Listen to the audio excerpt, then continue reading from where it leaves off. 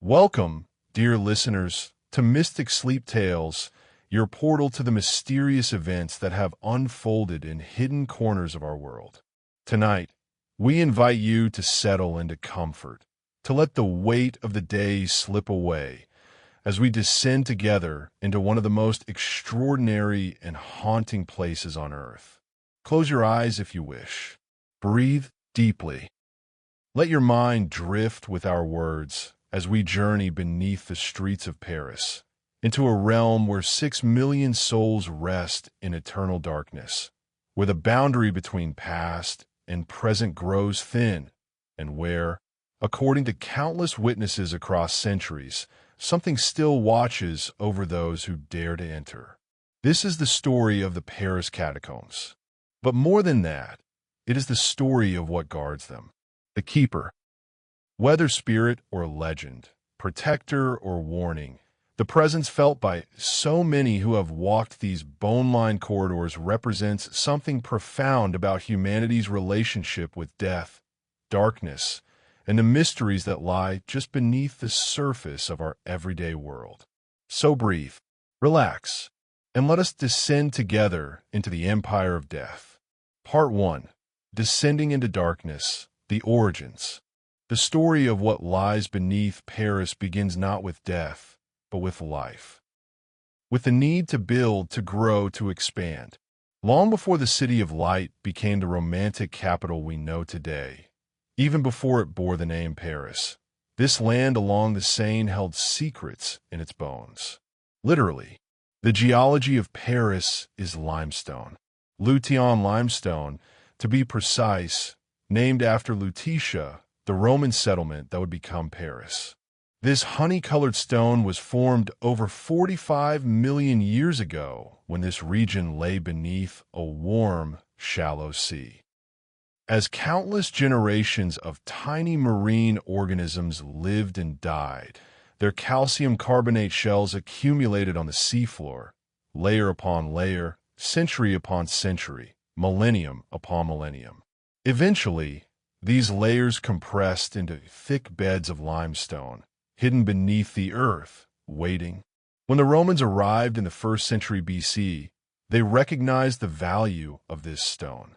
They began to quarry it, carving the first tunnels into the bedrock beneath what would become Paris. The limestone was perfect for building, easy to cut, strong when set, beautiful when polished.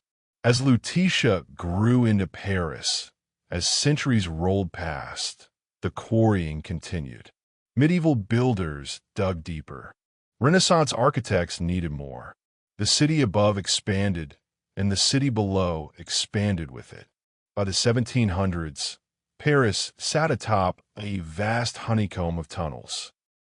Estimates suggest that over 300 kilometers of galleries, chambers, and passages snaked beneath the city, following the veins of usable limestone. Some of these tunnels were massive, tall enough for a person to walk upright, wide enough for carts to pass. Others were cramped, claustrophobic spaces where miners had to crawl to extract every precious inch of stone. But here's what the city planners of that era didn't fully appreciate. Paris was quite literally built on emptiness. The great cathedrals, the palaces, the expanding neighborhoods, all of it sat above a network of voids. And voids eventually collapse. The first major warning came on December 8th, 1774. In a street ominously named Rue d'Enfer, the road to hell, the ground simply opened up. A massive sinkhole appeared without warning, swallowing houses, carts, and people who plummeted 84 feet into the ancient quarry galleries below. The screams of those who fell echoed up from the darkness. Some died instantly. Others survived the fall, only to find themselves trapped in absolute blackness deep underground, with no way to climb back to the surface. More sinkholes followed. The city lived in terror of the ground beneath their feet. King Louis XVI, facing both a literal and metaphorical crisis of foundation, took action. On April 4th, 1777, he created the Inspection Générale des Carrières, the General Inspection of Quarries.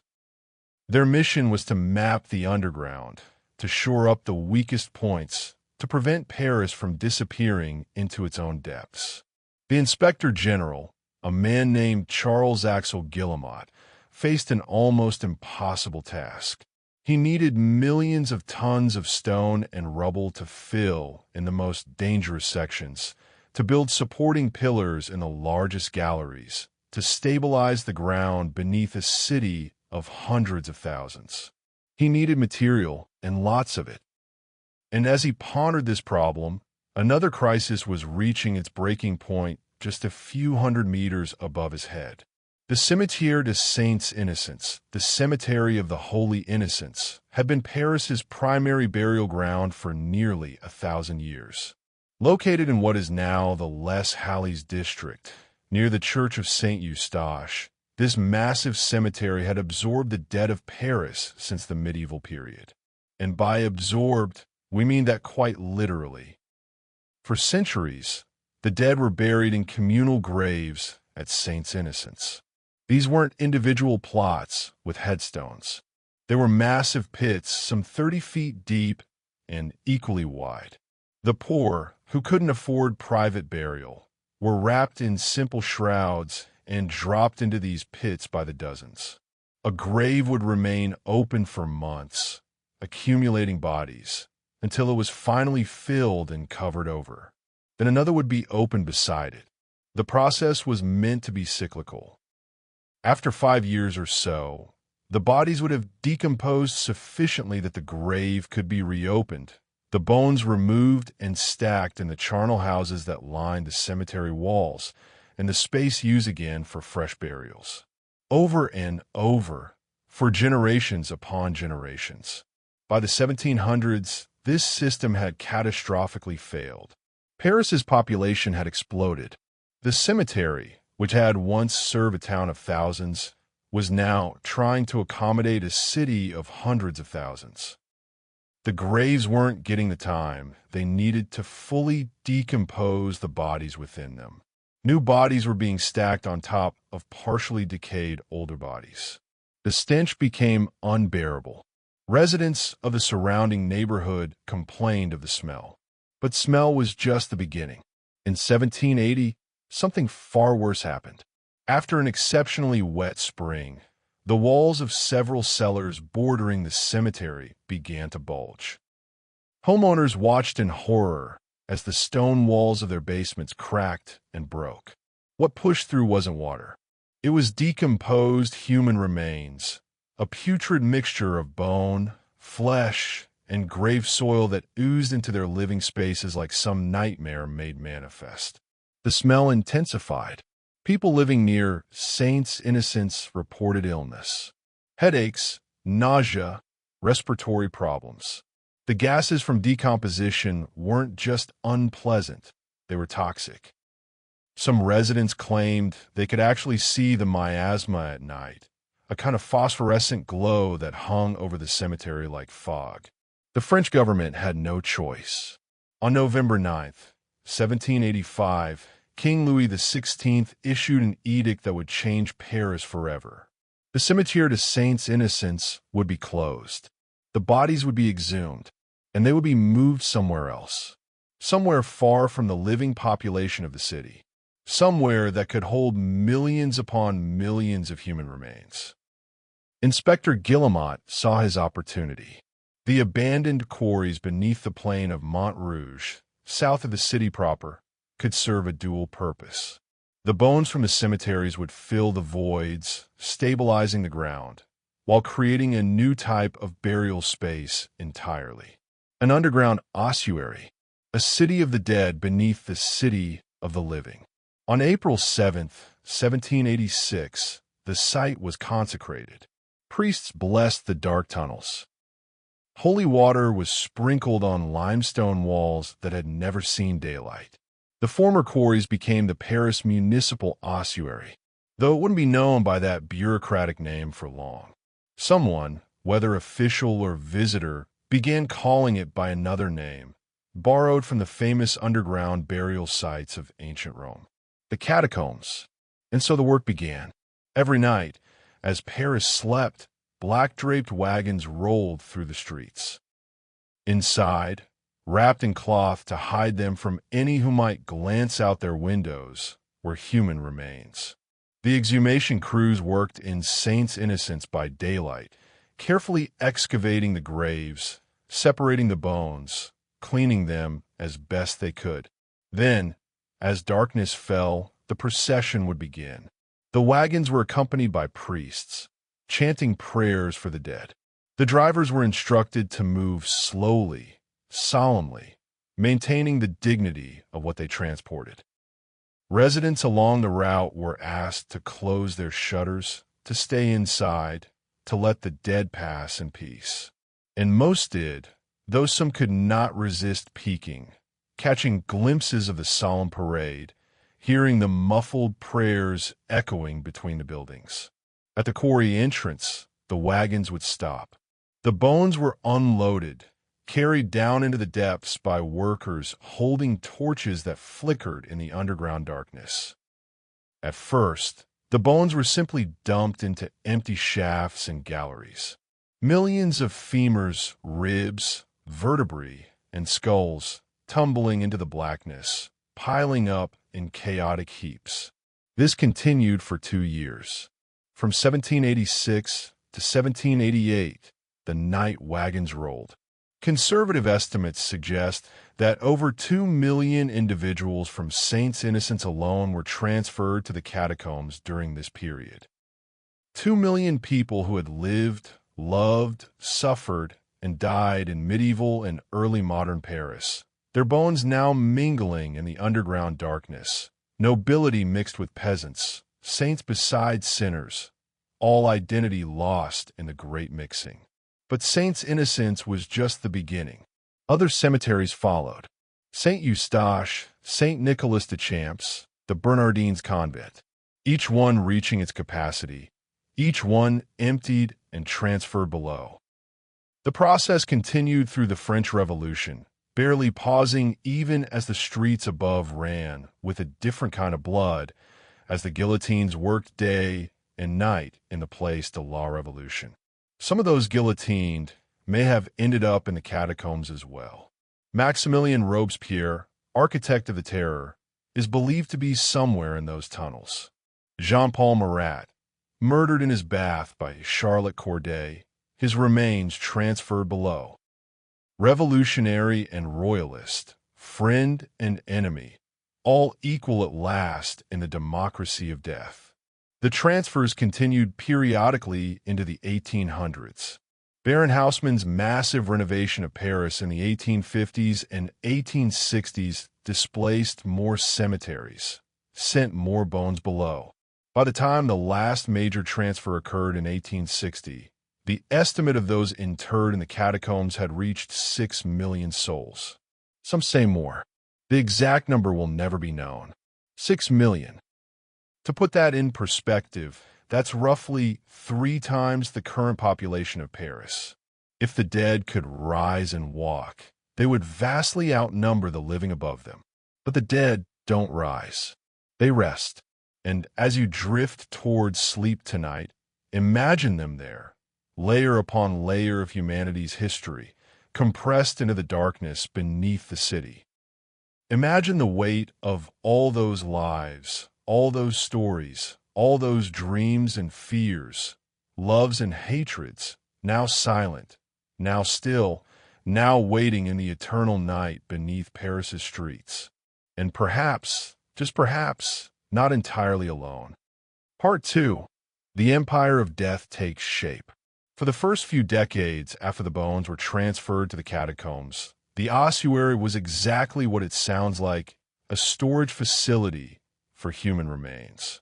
Vast galleries filled with chaotic piles of bones, dumped wherever there was space, with no organization, no artistry, no attempt at dignity beyond the basic act of burial itself. Workers navigated by torchlight through mountains of femurs and valleys of ribs, trying to map the extent of what had been created. But in 1810, something changed. Louis-Étienne Héricart de Thury became the director of the Paris Mine Inspection Service, the bureaucratic descendant of the office created by Louis XVI. Unlike his predecessors, who saw the ossuary primarily as a practical solution to a public health problem, Héricart de Thury saw potential. He envisioned transforming the chaotic bone repository into something unprecedented, a monument to mortality itself, a place that would inspire contemplation on the brevity of life and the inevitability of death. What Héricart de Thury created over the next decade was extraordinary. He organized crews to reorganize the bones, to create order from chaos, and more than that, to create beauty from death. This wasn't sacrilege in his mind, but reverence. The dead, he believed, deserved more than to be forgotten in disordered heaps. They deserved to be remembered, to be presented in a way that honored their shared humanity and acknowledged their transition from life to eternity. The crews began stacking the bones in deliberate patterns. Walls were constructed entirely of bones, with load-bearing structures made primarily of femurs, the longest and strongest bones in the human body. These were stacked horizontally, creating solid walls that stretched from floor to ceiling. Between the femurs, workers inserted other bones, creating layers, textures, patterns. And then there were the skulls. Skulls, being roughly uniform in size and instantly recognizable as human, became the centerpiece of the artistic arrangements. Workers created decorative bands within the walls of femurs, horizontal rows of skulls, all facing outward, their empty sockets staring into the darkness, bearing silent witness to anyone who passed. In some sections, the skulls were arranged in geometric patterns. Crosses made entirely of skulls marked certain intersections. Hearts, formed from dozens of skulls fitted together, decorated particular chambers. The effect was simultaneously beautiful and horrifying. The bones, bleached white by time and decay, gleamed in torchlight. The patterns created a strange order, a kind of macabre architecture that transformed the randomness of death into something approaching art. Visitors, when they eventually came, would find themselves unable to look away, mesmerized by the sheer number of skulls, by the patterns that seemed to both emerge from and disappear into the darkness. But Héricart de Thury didn't stop with physical arrangement. He understood the power of words, of context, of philosophical framing. Throughout the ossuary, he installed stone tablets engraved with quotes, poems, and biblical passages, all meditating on mortality. One of the most famous inscriptions is the one that greets visitors even today, carved into the lintel of the entrance to the ossuary proper. Arrête, c'est ici l'empire de la mort. Stop. This is the empire of death, not the domain or the realm. The empire. Death as an eternal ruler, sovereign over all, with these tunnels as its territory. The phrasing is deliberately dramatic, designed to give pause, to mark the psychological threshold between the world of the living and this underground kingdom of the departed. Other inscriptions pepper the walls throughout the ossuary. Think in the morning that you might not survive until the evening, and in the evening that you might not survive until the morning. A sobering reminder of life's fragility. Happy is he who has the hour of his death always before his eyes, and who daily prepares himself to die. An encouragement toward mindfulness of mortality. It is in the strength of your life that you should desire death, for death is the crown of life. A philosophical reframing of the end, not as defeat, but as completion. These weren't random selections. Héricart de Thury chose quotes that reflected enlightenment and romantic sensibilities about death, that acknowledged both its terror and its universality, that sought to ennoble the inevitable rather than simply fear it. He was creating an experience, a journey through contemplation, using the bones of millions as his medium. He also recovered and installed various decorative elements from the old cemeteries. Gravestones that had once marked individual burials, their inscriptions worn but still legible, were set into the walls. Carved crosses, stone angels, fragments of elaborate monuments, all found homes in this underground gallery. The artifacts told stories, hinted at lives once lived.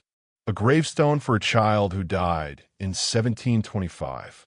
A monument to a soldier who fell in battle.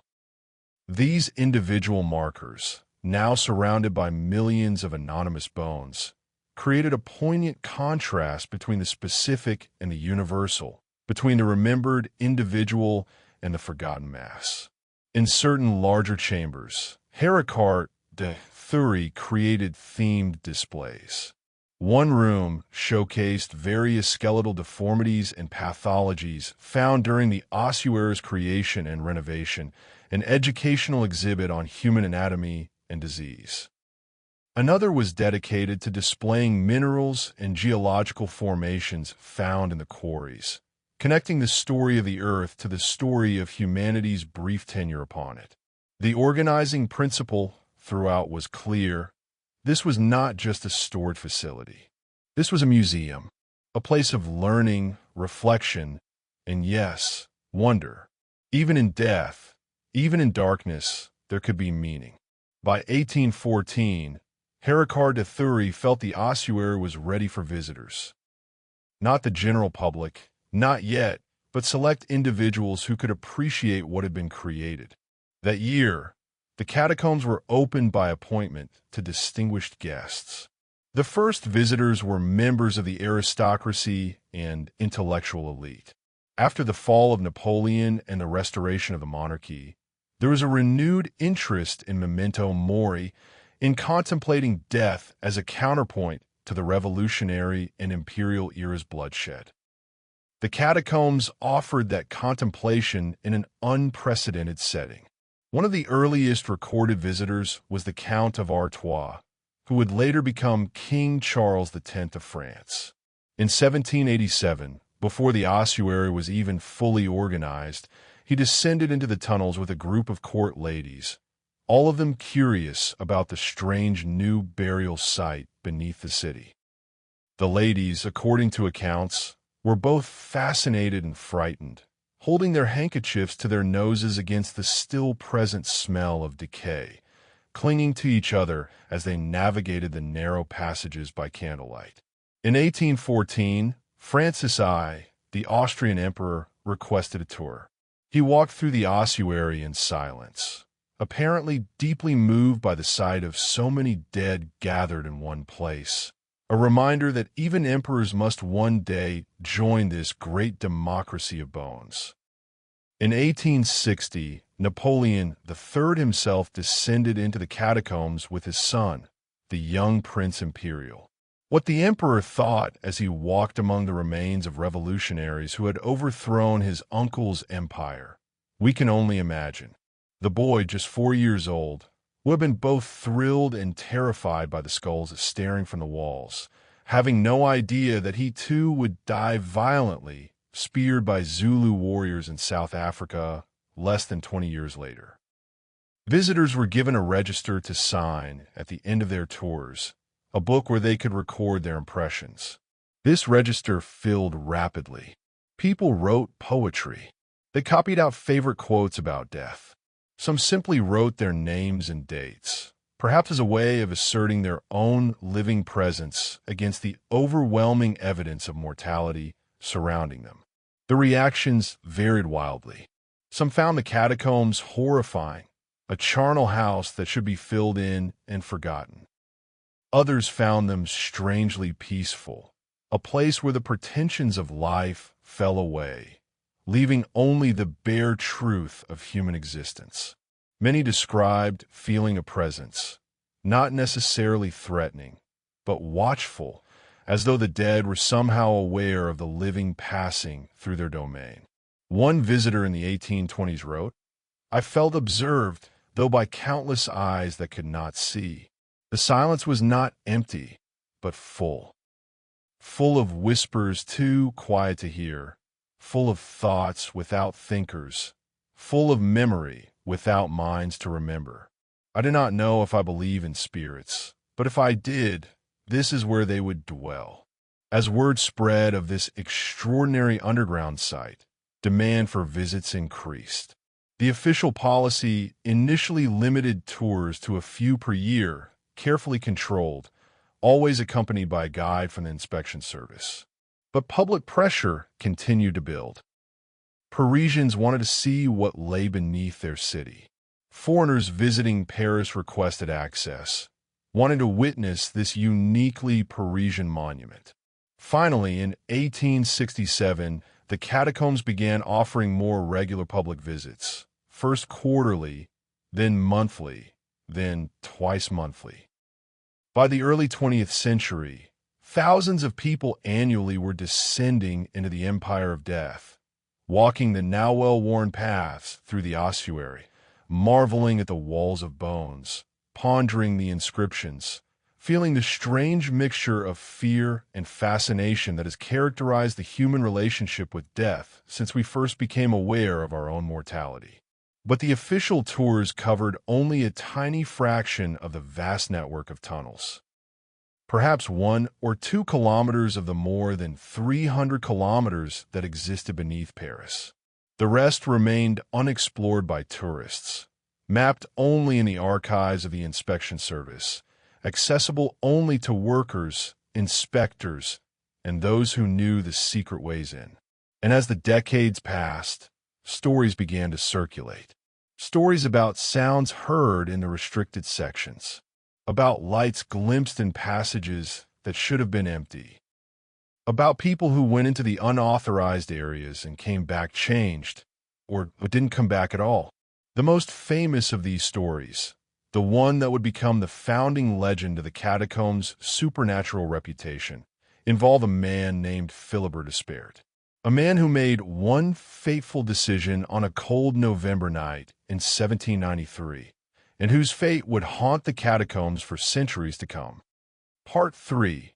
The Tragic Tale of Philibert Despert. November 3rd, 1793. The French Revolution was at its height, the terror in full swing. The streets of Paris ran with blood, both literal and metaphorical. The guillotine in the Place de la Révolution worked daily, sending aristocrats, clergy, and increasingly revolutionaries themselves to their deaths. It was a time of fear, of paranoia, of constant suspicion. Anyone could be denounced. Anyone could disappear. In this atmosphere of chaos and terror, a man named Philibert Despert worked as a doorkeeper at the Val de Grace Hospital. The Val de Grace had been a royal abbey, one of the most beautiful religious complexes in Paris, but like so many churches and monasteries, it had been seized during the Revolution and converted to secular use. Now it served as a military hospital, treating wounded soldiers and revolutionaries injured in the ongoing wars. Philibert Despert was, by all accounts, an ordinary man. Born April 13th, 1732, in the rural village of Salmoranges in the Puy-de-Dôme region of central France, he had come to Paris like so many others, seeking work and opportunity in the great city. He was 61 years old in 1793, married to a woman named Elizabeth Millard, living in a modest apartment on the Rue Saint-Jacques. His job at the Val de Grace was not prestigious, but it was steady work in dangerous times, and for that he was grateful. As a doorkeeper, Philibert was responsible for controlling access to various parts of the hospital complex, for managing keys, for knowing the building's many passages and corridors. The Val de Grace was massive, a labyrinth of halls and stairs, chapels and cells, some parts now used for medical purposes, others simply abandoned, gathering dust and memories of their sacred past. What happened on the evening of November 3rd has been the subject of speculation for over 2 centuries. The official records are sparse. All we know for certain is that Philibert entered the catacombs that evening via a staircase in the Val de Grace courtyard.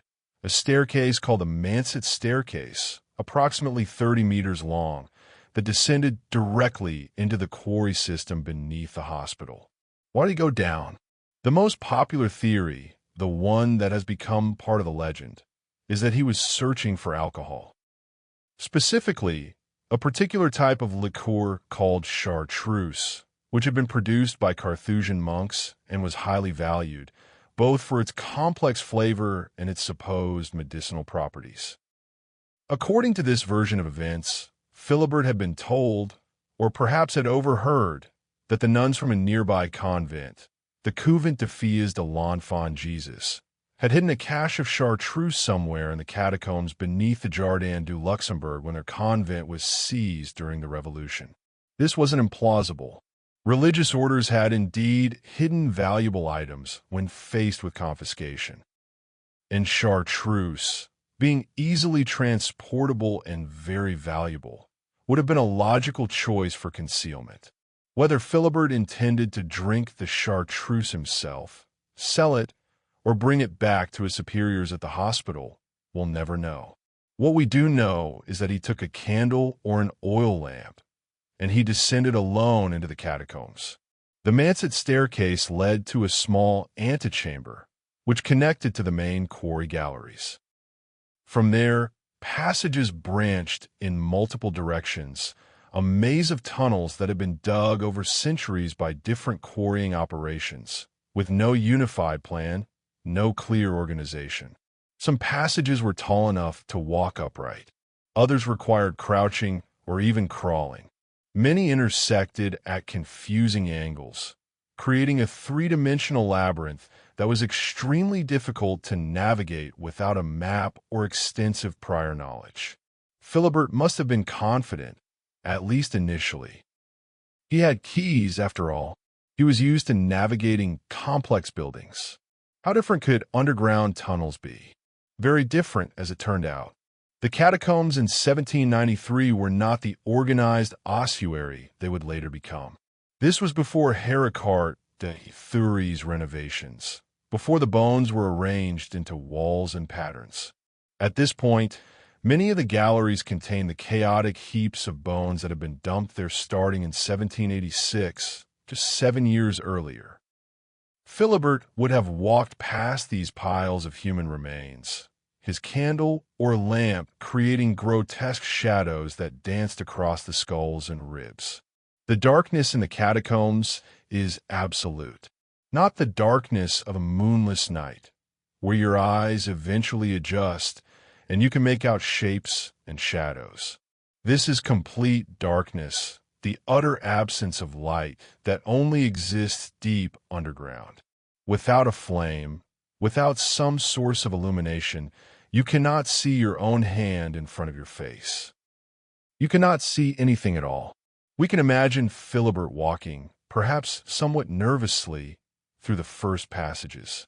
The ceiling low overhead, the walls close on either side.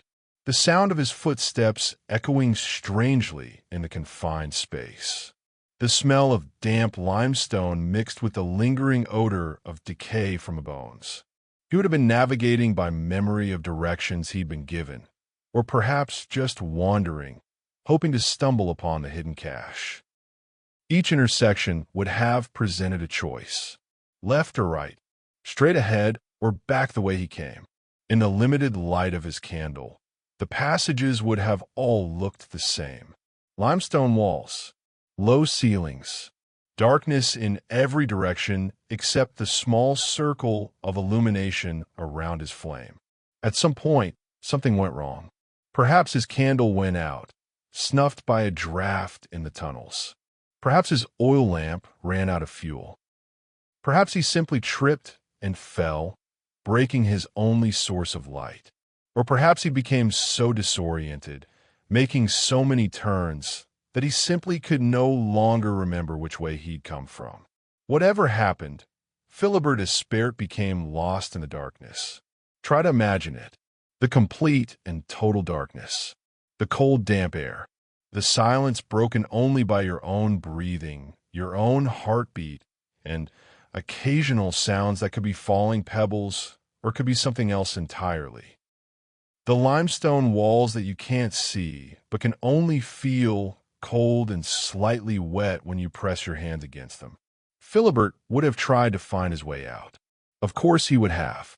He would have walked carefully, keeping one hand on the wall to maintain orientation. But in a labyrinth, this strategy doesn't work. You can walk in circles without ever realizing it. Passages double back on themselves. Dead ends force you to backtrack.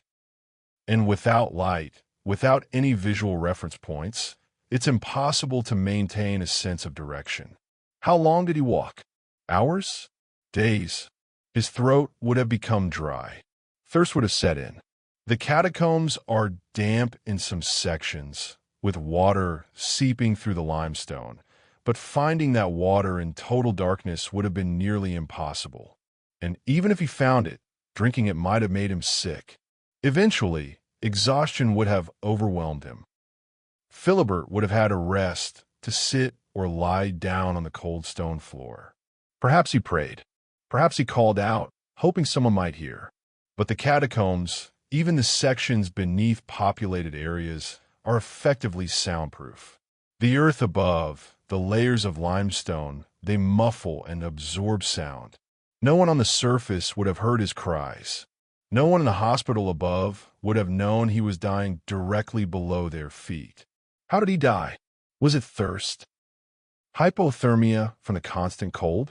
Heart failure brought on by stress and exhaustion? A fall in the darkness that resulted in injury? We'll never know. His body, when it was found, had been reduced to a skeleton. All the soft tissue had decomposed, leaving only bones, and bones don't tell us how death occurred, not after so long. For 11 years, Philibert Espert lay in the darkness where he fell. Above him, the world changed dramatically. The terror ended.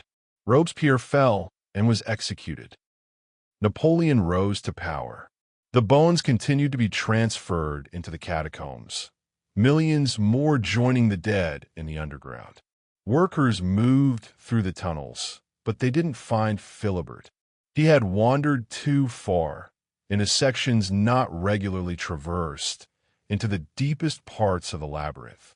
Then, in April 1804, quarry workers exploring a gallery near the hospital made a discovery. A skeleton, fully clothed in the remnants of what had been a hospital uniform. The fabric had mostly rotted away, but some remained, enough to see buttons that identified the clothing as the type worn by Valdegray's staff. And hanging from the skeleton's belt was a key ring, a specific key ring, marked with the emblem of the Valdegray's hospital. The workers brought the skeleton and the items to the surface. Officials consulted hospital records. A man named Philibert Espert, doorkeeper, had been reported missing in November 1793. His wife had reported him gone. But in the chaos of the revolutionary period, with people disappearing daily, no real investigation had been conducted. He was simply one more vanished soul among thousands. Now, 11 years later, his fate was known. The date of his disappearance was confirmed, November 3rd, 1793. The date of his discovery, April 30th, 1804. 11 years, 5 months, and 27 days between his descent into the catacombs and the recovery of his remains. The officials made a decision. Rather than bring Philibert's bones to the surface for burial, they would inter him where he fell. This was, after all, already a burial ground, perhaps the largest burial ground in Paris. And there was something fitting, something poetic about leaving him in the place where he had met his fate. They commissioned a gravestone, a simple but dignified memorial. It was installed at the spot where Philibert's skeleton had been found, a place now deep within the restricted sections of the catacombs, not accessible on the public tours. The inscription read, "À la mémoire de Philibert Espert, perdu dans cette carrière le 3 novembre 1793, retrouvé 11 ans après et inhumé en la même place le 30 avril 1804. In English, to the memory of Philibert Espert, lost in this quarry on November 3rd, 1793. Found 11 years later and buried in the same place on April 30th, 1804. And there he remains to this day. The tomb of Philibert Espert, the most famous victim of the Paris Catacombs, lies somewhere beneath the Rue Henri Barbusse, near the Boulevard Saint-Michel. It has become a pilgrimage site for cataphiles, those who explore the restricted sections of the catacombs. They leave candles at his grave, lighting them in remembrance and perhaps as a ward against suffering his fate. They leave small offerings, coins, notes, trinkets. Some whisper prayers. Others simply stand in silence, contemplating what his final hours must have been like. But more than candles and offerings, Philibert has received something else over the centuries, a legend, a ghost story, a belief that his spirit never left the catacombs, that some part of him remains, still wandering the tunnels, still searching for the way out. Cataphiles report encountering Philibert's presence. Not seeing him exactly, but feeling him. A sudden cold spot in a passage. The sense of being watched from behind. The sound of footsteps echoing from empty tunnels. Some claim that on November 3rd, the anniversary of his disappearance, his ghost becomes more active, more present. On those nights, they say, you might hear him calling out in the darkness, still hoping for rescue after all these years. Others tell a different story. They say Philibert's ghost is not hostile, not frightening. Instead, he has become a guardian spirit, a protector of those who enter the catacombs. If you become lost in the tunnels, if you find yourself disoriented and afraid, Philibert will guide you. You'll feel a gentle push, steering you towards safety. You'll notice that even without a map, your feet seem to know where to go. You'll emerge from the catacombs and realize that something, some presence, was helping you all along. The cataphile community has even created rituals around Philibert. Before descending into the catacombs, some whisper a prayer to him, asking for his protection. Philibert, keeper of the tunnels, guide us safely in and out. Let us not share your fate. And when they emerge successfully, they thank him, leaving offerings at known entrances to the catacombs, honoring the first and most famous of the catacombs' lost souls. Is any of this true? Is Philibert's spirit really in the tunnels? Or is he simply a useful story, a way for cataphiles to externalize their own fear and hope to create meaning in the darkness? Perhaps it doesn't matter. What matters is that Philibert Espert has become more than just a man who made a fatal mistake. He has become the personification of the catacombs themselves, a bridge between the living and the dead, between the surface world and the underworld, between light and eternal darkness. His story reminds us that the catacombs are not just a tourist attraction, not just an interesting historical site. They're dangerous. They are real. And the bones that line their walls were once people with names and lives and families, people who made choices and faced consequences, just like Philibert did on that November evening in 1793. As you drift towards sleep, imagine Philibert's final moments. The darkness closing in, the cold penetrating his clothes, the growing realization that he would never see daylight again. And then imagine his spirit, released from suffering, choosing to remain in the place of his death, not out of sorrow, but out of purpose, to warn others, to guide others, to keep watch in the empire of death, because perhaps the dead aren't entirely gone. Perhaps they linger in the places where they died, in the memories of those who remember them, in the stories we tell to make sense of tragedy. And perhaps in the deepest and darkest corners of the Paris catacombs, Philibert Espert still walks, still watches, still keeps his vigil. The Keeper of the Catacombs, long before anyone used that name. Part 4. Legends and Supernatural Tales. The story of Philibert as Spert opened a door, both literally and metaphorically.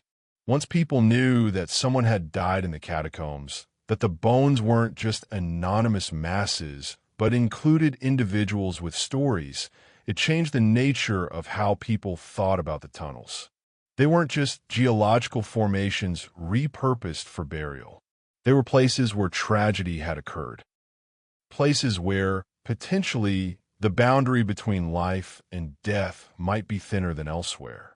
And once that door opened, the stories began to pour through. Let's start with one of the most famous, most often repeated, and most chilling legends of the modern catacombs.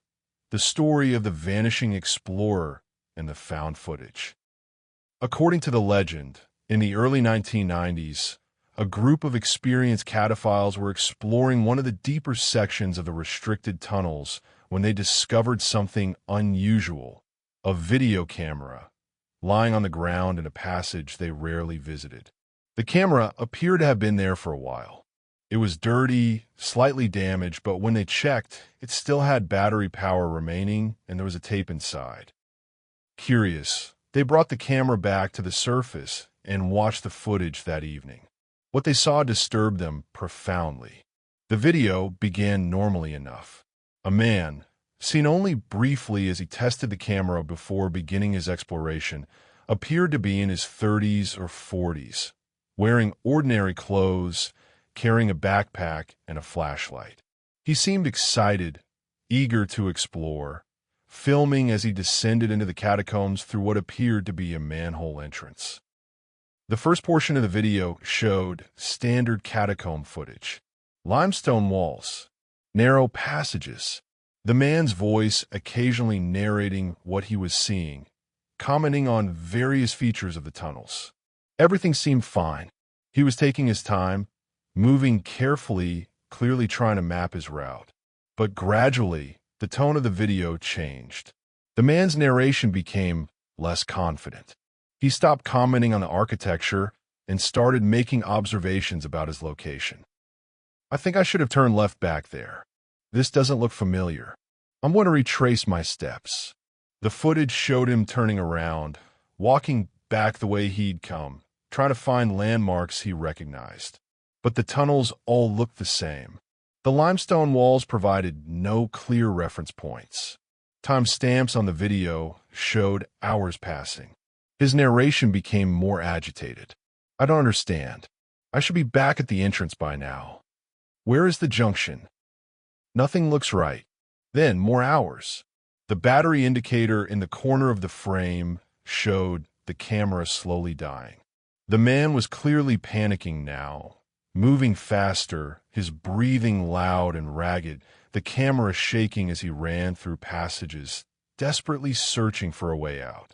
Please, someone, if you find this, I'm lost. I'm lost in the catacombs. I went in through the manhole near Denford-Trochereau.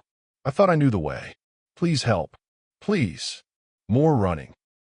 More desperate turns through identical-looking passages. His flashlight began to flicker.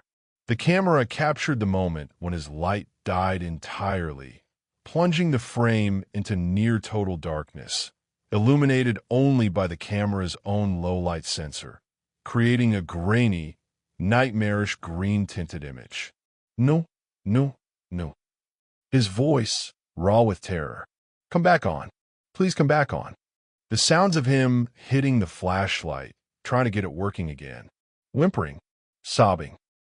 I don't want to die down here. Please. I have a family. Please. And then, the footage showed something that made the cataphiles who watched it genuinely frightened. In the darkness, with only the camera's infrared creating visibility, the man began to run.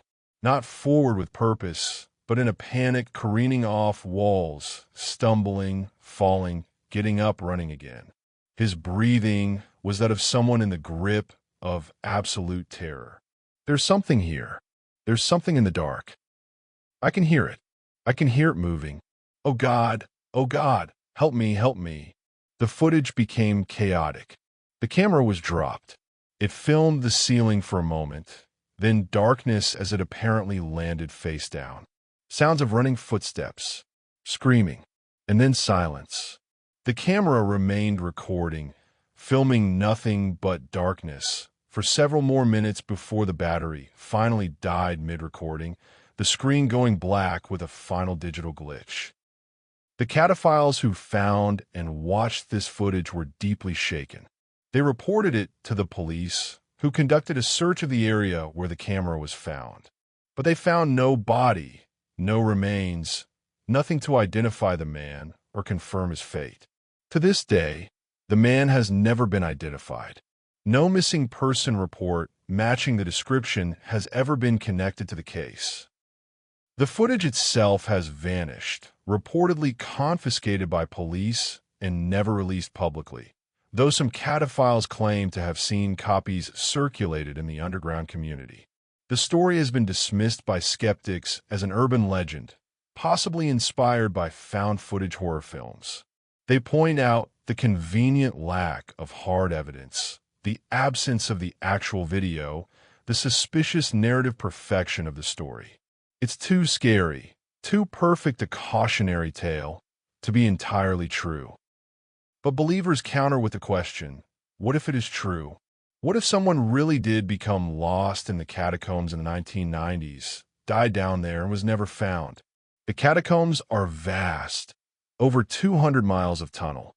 It would be entirely possible for a body to lie undiscovered for decades, perhaps forever, in some forgotten side passage. And what of the something in the dark the man claimed to hear? Was it paranoia brought on by extreme stress and fear? Hallucination from oxygen deprivation or dehydration? Or was there really something else in the tunnels with him? This brings us to one of the most persistent supernatural legends of the catacombs, the Whispers. Countless visitors to both the official and unofficial sections of the catacombs report hearing whispers when no one else is around. These aren't clear voices speaking distinct words. They're murmurs barely at the edge of hearing that seem to come from the walls themselves. Some describe it as sounding like many voices speaking at once, creating a low susurrus of overlapping sounds. Others say it sounds like a single voice, speaking words just too quiet to understand. The whispers are most commonly reported after midnight, though some experience them at any hour. They seem to increase in volume if a visitor is alone, decreasing or stopping entirely when multiple people are present. This has led some to theorize that the phenomenon is psychological, a creation of the human mind in the sensory deprivation of the dark tunnels, the brain trying to create pattern and meaning from random sounds. But others insist the whispers are real, that they've heard them clearly enough to almost make out words. Some claim the whispers seem to be warning them, telling them to turn back, to leave the catacombs. Go back. Not safe. Leave now. Others report the opposite, whispers that seem to be trying to lure them deeper. This way. Come closer. Further in. A subset of the whisper reports includes a particular legend, that the walls themselves speak after midnight, and that these speaking walls will try to convince you to wander deeper into the restricted sections, into passages where you'll become hopelessly lost, just like Philibert despaired. The voices, according to this legend, belong to those who died in the catacombs, who are now lonely and want company in their eternal darkness. Cataphiles have developed a rule based on this legend. Never follow a voice in the catacombs unless you can see the person it's coming from. If you hear someone calling your name from a passage ahead and you can't see them, don't follow. It's not your friend. It's the tunnels trying to claim another soul. Psychological? Almost certainly. The human capacity for pareidolia, for finding patterns and meaning in random stimuli, is well documented. In the absolute silence and darkness of the catacombs, with only the sound of dripping water and occasional settling stone, it would be natural for our pattern-seeking brains to create the illusion of voices. But natural doesn't mean not frightening. And for those who have experienced it, the whispers feel utterly real, utterly present, utterly threatening. Then there are the visual phenomena.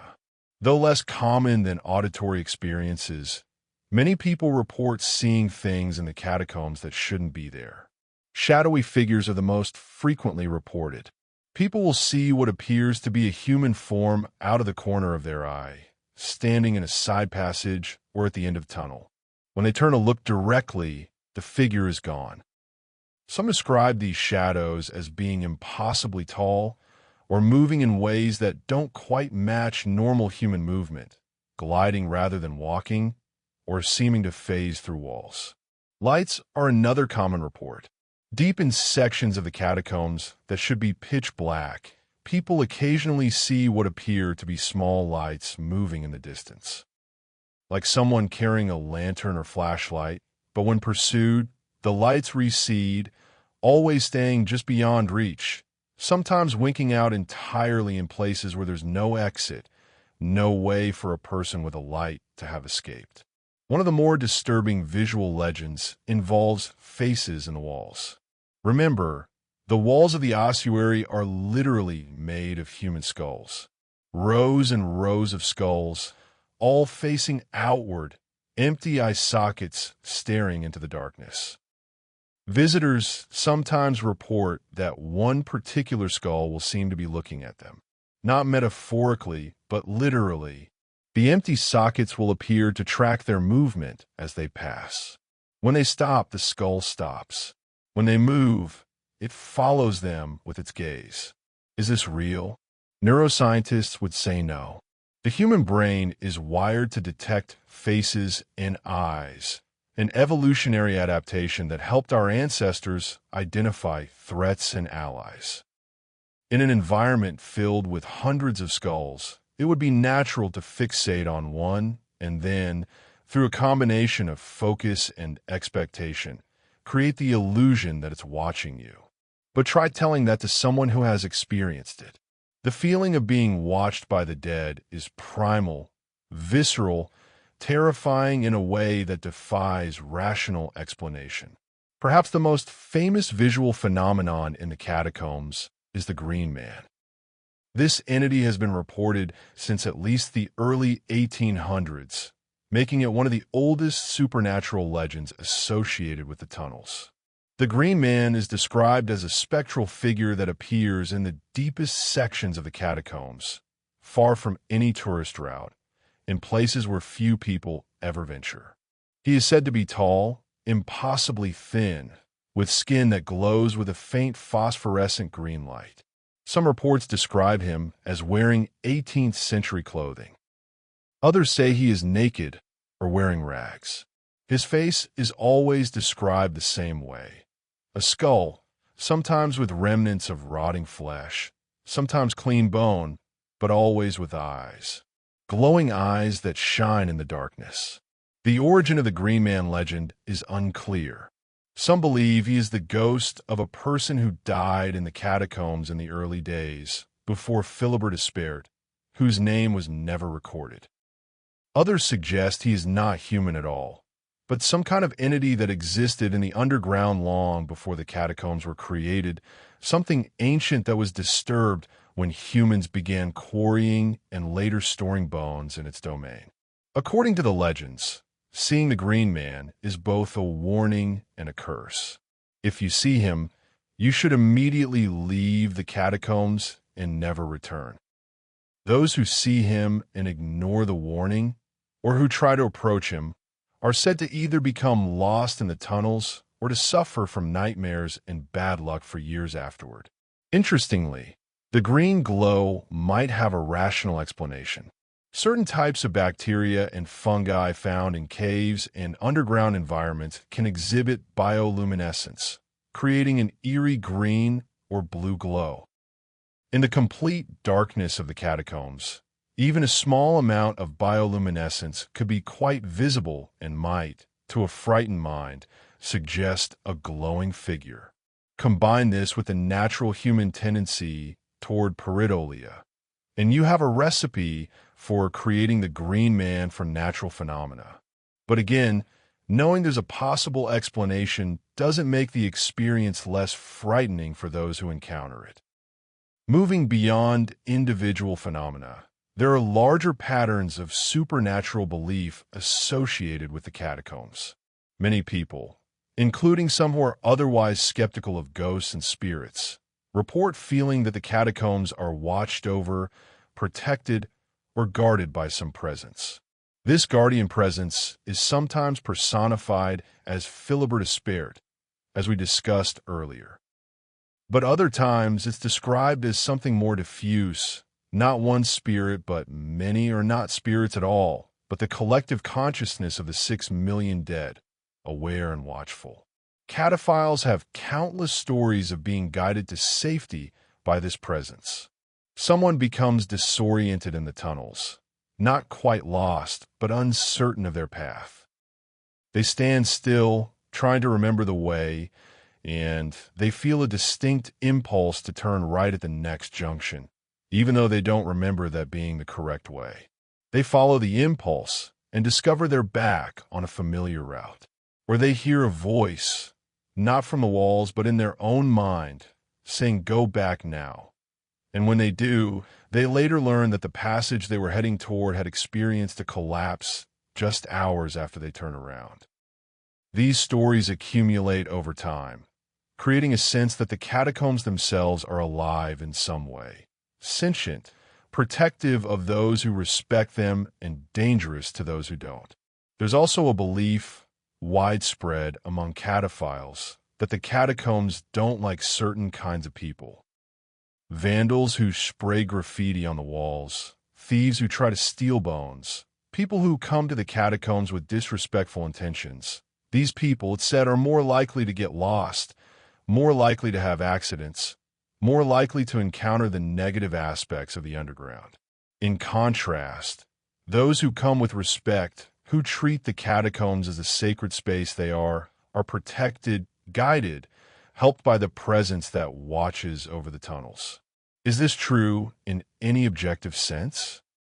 Or is it simply that people who are respectful are also more careful, more likely to prepare properly, more likely to pay attention to their surroundings, and thus less likely to get into trouble?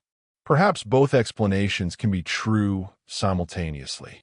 Perhaps the catacombs are indeed watched over by something, whether you call it the spirits of the dead or the accumulated weight of 6 million human lives manifesting as a kind of ambient awareness. And perhaps people who are careful and respectful simply align themselves with that presence, moving in harmony with it rather than in opposition to it. There's one more category of supernatural phenomena we should discuss: the secret chambers. According to legends that circulate in the cataphile community, there are sealed rooms deep within the catacombs, rooms that were deliberately walled off long ago, hiding things that the French government or the Catholic Church or some secret society didn't want found.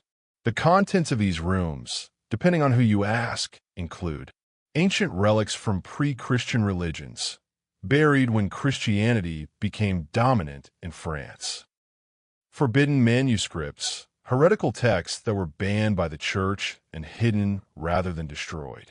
Alchemical laboratories, where secret societies allegedly conducted experiments in transmutation and the search for the philosopher's stone. Cursed objects, items that brought such misfortune that they had to be sealed away from the world.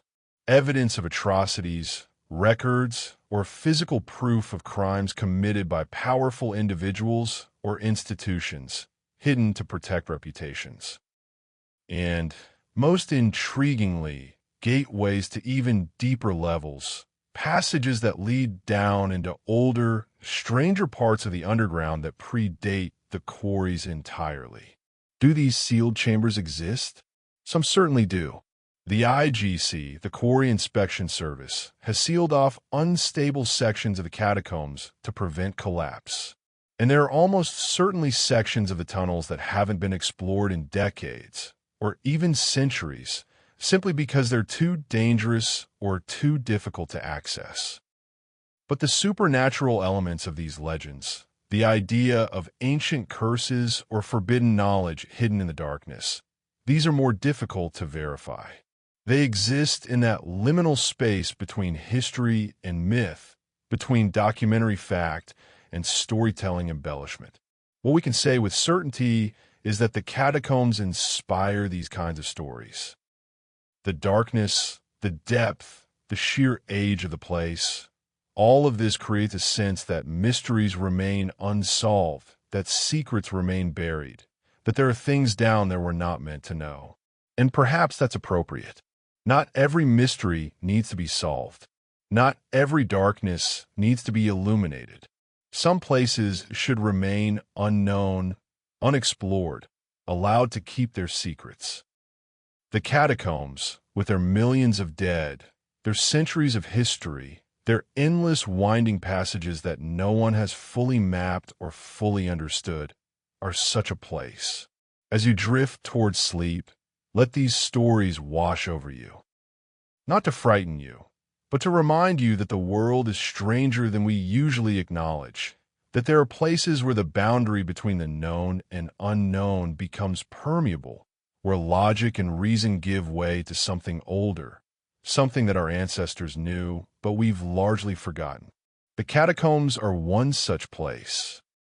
And whether the phenomena people report there are objectively real or products of the human imagination responding to an extreme environment, they serve the same function.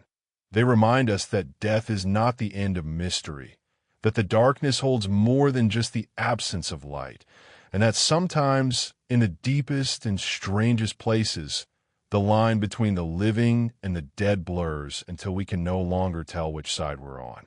Sweet dreams. Or, depending on your perspective, careful vigil. From the empire of death, someone is always watching. Part 5. The Hidden World, 300 Kilometers of Mystery. When tourists visit the Paris Catacombs, they experience approximately 1.5 to 2 kilometers of tunnel. This official route takes about 45 minutes to an hour to walk, passing through the most famous sections of the ossuary beneath the streets of the 14th arrondissement, emerging at a different location from where they entered. This carefully curated experience represents less than 1% of what exists beneath Paris. The true extent of the quarry network beneath the city is staggering. Conservative estimates put it at 300 kilometers, roughly 186 miles. To put that in perspective, if you were to walk the entire network of tunnels, end to end, you would walk the equivalent distance of traveling from Paris to nearly the Belgian border. All of it underground, all of it in darkness. And those are just the tunnels we know about. The quarrying beneath Paris began in Roman times, continued through the medieval period, expanded dramatically in the Renaissance and early modern era, and didn't truly stop until the mid-19th century.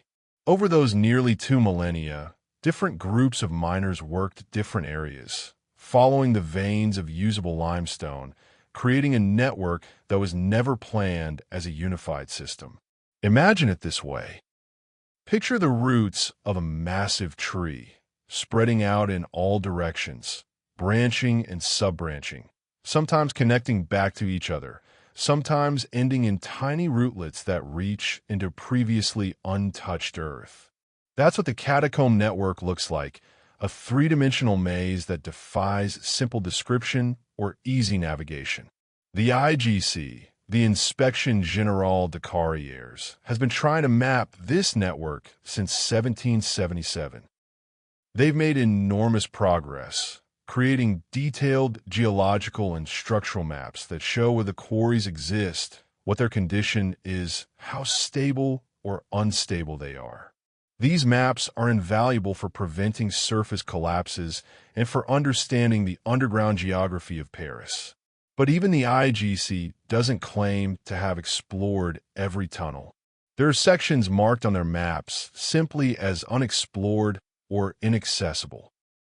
There are rumored to be even more sections that don't appear on any map at all, passages that were dug and then hidden, walled off, or simply forgotten.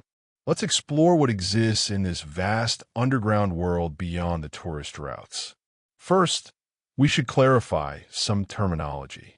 When most people say catacombs, they're actually referring to two different things.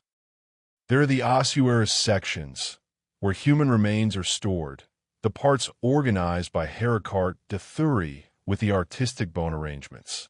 Then there are the quarry tunnels, the much larger network of passages that were simply used for mining stone and have never held bones. The ossuary represents only a small portion of the total underground, perhaps 5 to 10 kilometers of the 300 total. The rest is raw quarry, limestone tunnels with rough walls, low ceilings in some places, cathedral-like chambers in others. These quarry sections vary enormously.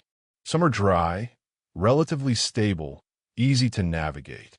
These are the areas most frequently explored by cataphiles, the sections where the illegal parties happen, where art gets created, where people go to escape the surface world for a few hours or days.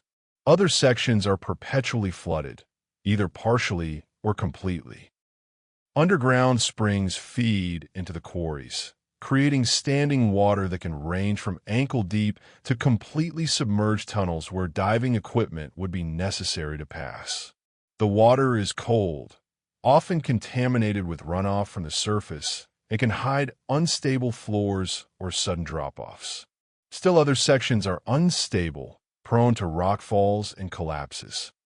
The IGC has tried to shore up the most dangerous areas, installing metal or concrete pillars to support the ceiling where the original limestone pillars left by miners have eroded or been removed. But it's an ongoing battle. The underground is always shifting, always deteriorating. What's stable today might collapse tomorrow. Navigating this labyrinth is a skill that takes years to develop.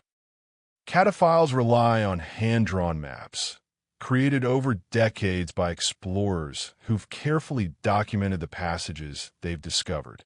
These maps are treasured and guarded, passed from experienced cataphiles to newcomers they trust, copied and recopied, annotated with warnings about unstable sections, marked with symbols indicating where ladders or ropes might be needed. Some sections of the catacombs have names given by various groups of explorers over the years. There's Salzie, a massive chamber beneath the Val-de-Grâce Hospital, 7 meters tall, one of the largest open spaces in the network. There's La Plage, the beach, a flooded section where the water is clean enough that people actually swim. There's La Chapelle, the chapel, a room that once held religious artifacts and still has a cross carved into the wall. Each named location has its own character, its own history. Salzie has been used for underground concerts, the acoustics of the stone chamber creating a unique sound that musicians find irresistible. La Plage has hosted swimming parties, with people descending into the catacombs carrying towels and picnic supplies. La Chapelle is a place of quiet reflection, where even non-religious cataphiles often find themselves feeling contemplative. The artistic creations within the catacombs are extraordinary. Because most of the quarry sections don't contain bones, cataphiles feel more free to express themselves there. Some have carved elaborate sculptures into the limestone walls, creating three-dimensional art that ranges from simple faces to complex scenes. The most famous is the Port Mahon Fortress, a detailed carving of a Mediterranean fortification, created in the 18th century by a quarry worker who had been imprisoned there, spending his underground hours recreating his former prison in stone. Other art is more temporary. Graffiti artists have created murals in various chambers, some beautiful, some crude, all adding to the sense that the catacombs are a living, evolving space. There are sculptures made from found materials, small objects arranged in patterns, even furniture brought down piece by piece and assembled underground, creating little living rooms in the darkness. The most elaborate creation is the underground cinema discovered by police in 2004. A French art collective called Les UX had created a full movie theater in one of the larger chambers. They brought down a cinema screen, projection equipment, several rows of theater seats, a bar stocked with liquor, and a restaurant area complete with tables, chairs, and food. They wired the space with electricity tapped from city power lines running through the tunnels, and they hosted screenings showing everything from classic films to modern thrillers. When police raided the space, alerted by mysterious power draw anomalies, they found the theater fully functional and in use. But by the time they returned the next day to dismantle it, Les UX had removed everything. Every piece of furniture, every bit of equipment, all of it hauled back to the surface through the same secret entrances they'd used to bring it down. The police were left with an empty chamber and the knowledge that somewhere an entire movie theater's worth of equipment sat in someone's storage space, waiting perhaps to be taken back underground when the authorities' attention waned. This cat-and-mouse game between authorities and cataphiles has been going on for decades. The police unit tasked with preventing illegal entry to the catacombs is called the ERIC, Équipe de Recherche et Intervention dans les Carrières, though cataphiles call them cataflics, a play on flics, French slang for cops. The ERIC's job is to patrol known entrances, to seal them when they're discovered, and to fine anyone caught entering without authorization. The fine is 60 euros, which most cataphiles consider a minor cost of their hobby. The real deterrent is the possibility of getting caught deep within the catacombs, far from any entrance, and facing the long walk back to the surface accompanied by annoyed police officers. Even then, many cataphiles consider this an acceptable risk. The fine is paid, the lecture is endured, and within a few days or weeks, they're back underground, having found a different entrance or reopened a sealed one. The number of entrances to the catacombs is unknown. The official count of known and sealed entrances is probably in the hundreds, but cataphiles insist there are many more. Some are as simple as a manhole cover in a quiet street that, if you know which one, leads directly to a passage. Others are more elaborate, requiring the explorer to climb down into the metro tunnels and find a hidden door, or to enter through the basement of a building that has been connected to the quarries below. The IGC attempts to seal these entrances by welding manhole covers shut, by installing locked gates, or by filling passages with concrete. But the underground community is persistent. Welded covers are cut open with portable torches. Locks are picked. Concrete barriers are carefully chipped away, creating new openings. The catacombs always find a way to remain accessible to those determined enough to enter. Once inside, the experience can vary enormously depending on where you are in network. In the most frequented sections, near the official tourist route or beneath popular neighborhoods, you might encounter other cataphiles regularly. Groups having picnics, solo explorers documenting o passage, artists working on their latest creations. The atmosphere is almost social, a sense of community in the darkness. But venture further into the sections rarely visited and the experience changes. The passages become more primitive, less marked. The walls show no evidence of human presence. The silence becomes absolute. You could walk for hours without seeing any sign that anyone else has been there in years, perhaps decades. This is where the real danger lies. In these deep, rarely visited sections, it's easy to become disoriented. The passages all look the same. Your light creates a small circle of visibility in the endless dark. Without a map, without landmarks, without any way to orient yourself, you could wander forever, making turn after turn, never quite sure if you're getting closer to an exit or further from one. Cataphiles who explore these areas go prepared. They carry backup lights, multiple batteries, water, food, warm clothes. They travel in groups when possible. They mark their path as they go, using chalk or small piles of stones, creating breadcrumbs that will lead them back.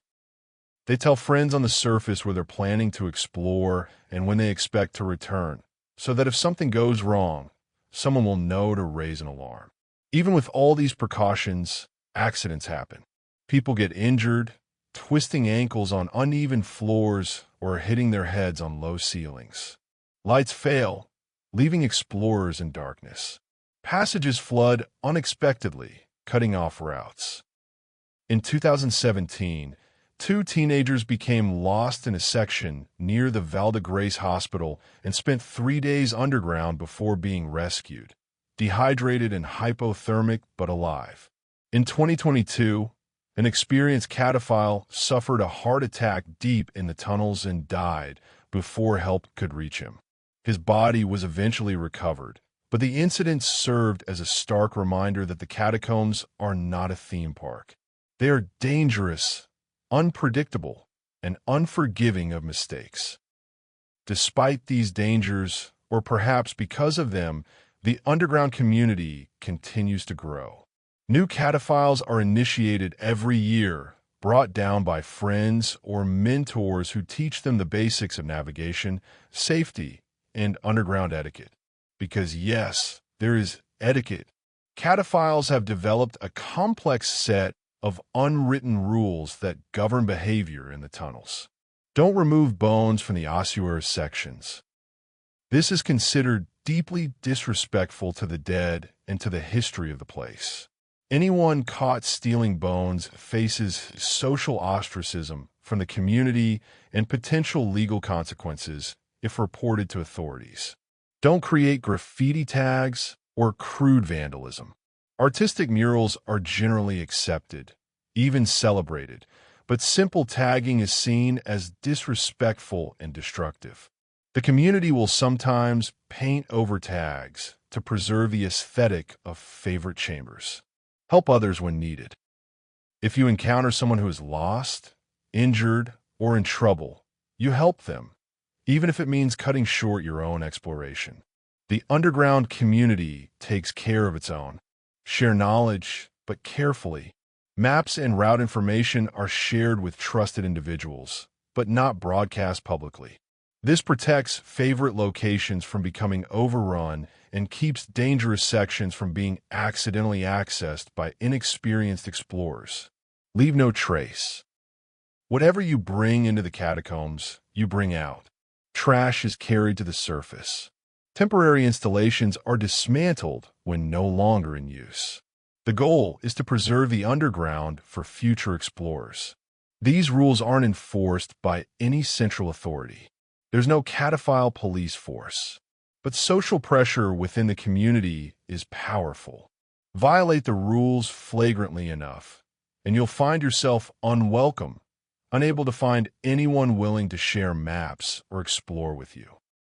For a hobby that is both social and dependent on community knowledge, this is a severe sanction.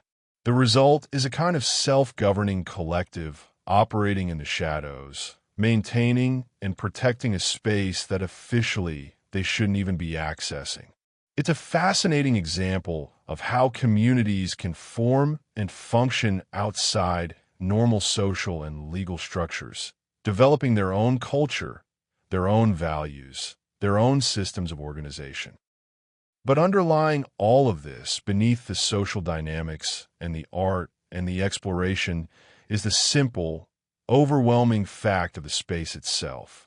300 kilometers of tunnel, centuries of history, 6 million dead, and the persistent feeling reported by cataphile after cataphile that the catacombs are aware that something watches, that the darkness is not empty but full of memory, full of presence, full of the accumulated weight of all the lives that ended and were brought to rest in the eternal night beneath the city of light. As you settle deeper into sleep, let your mind wander through those passages.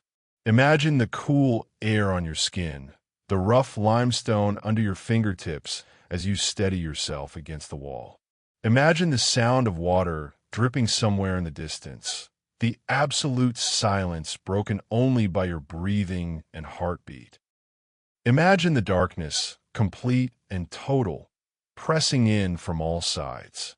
And imagine, just for a moment, that you're not quite alone, that something moves in the passages ahead, that footsteps echo from tunnels you haven't yet explored, that whispers drift on currents of air that shouldn't exist this far underground. The catacombs wait. They've waited for centuries, and they'll wait for centuries more.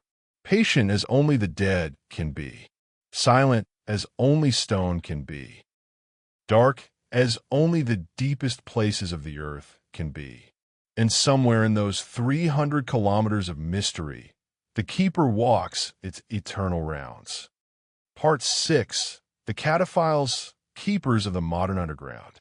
To truly understand the Paris Catacombs, you must understand the Cataphiles. They are more than just urban explorers or thrill seekers. They are the living keepers of the underground, the human counterparts to whatever spiritual presence might watch over the tunnels.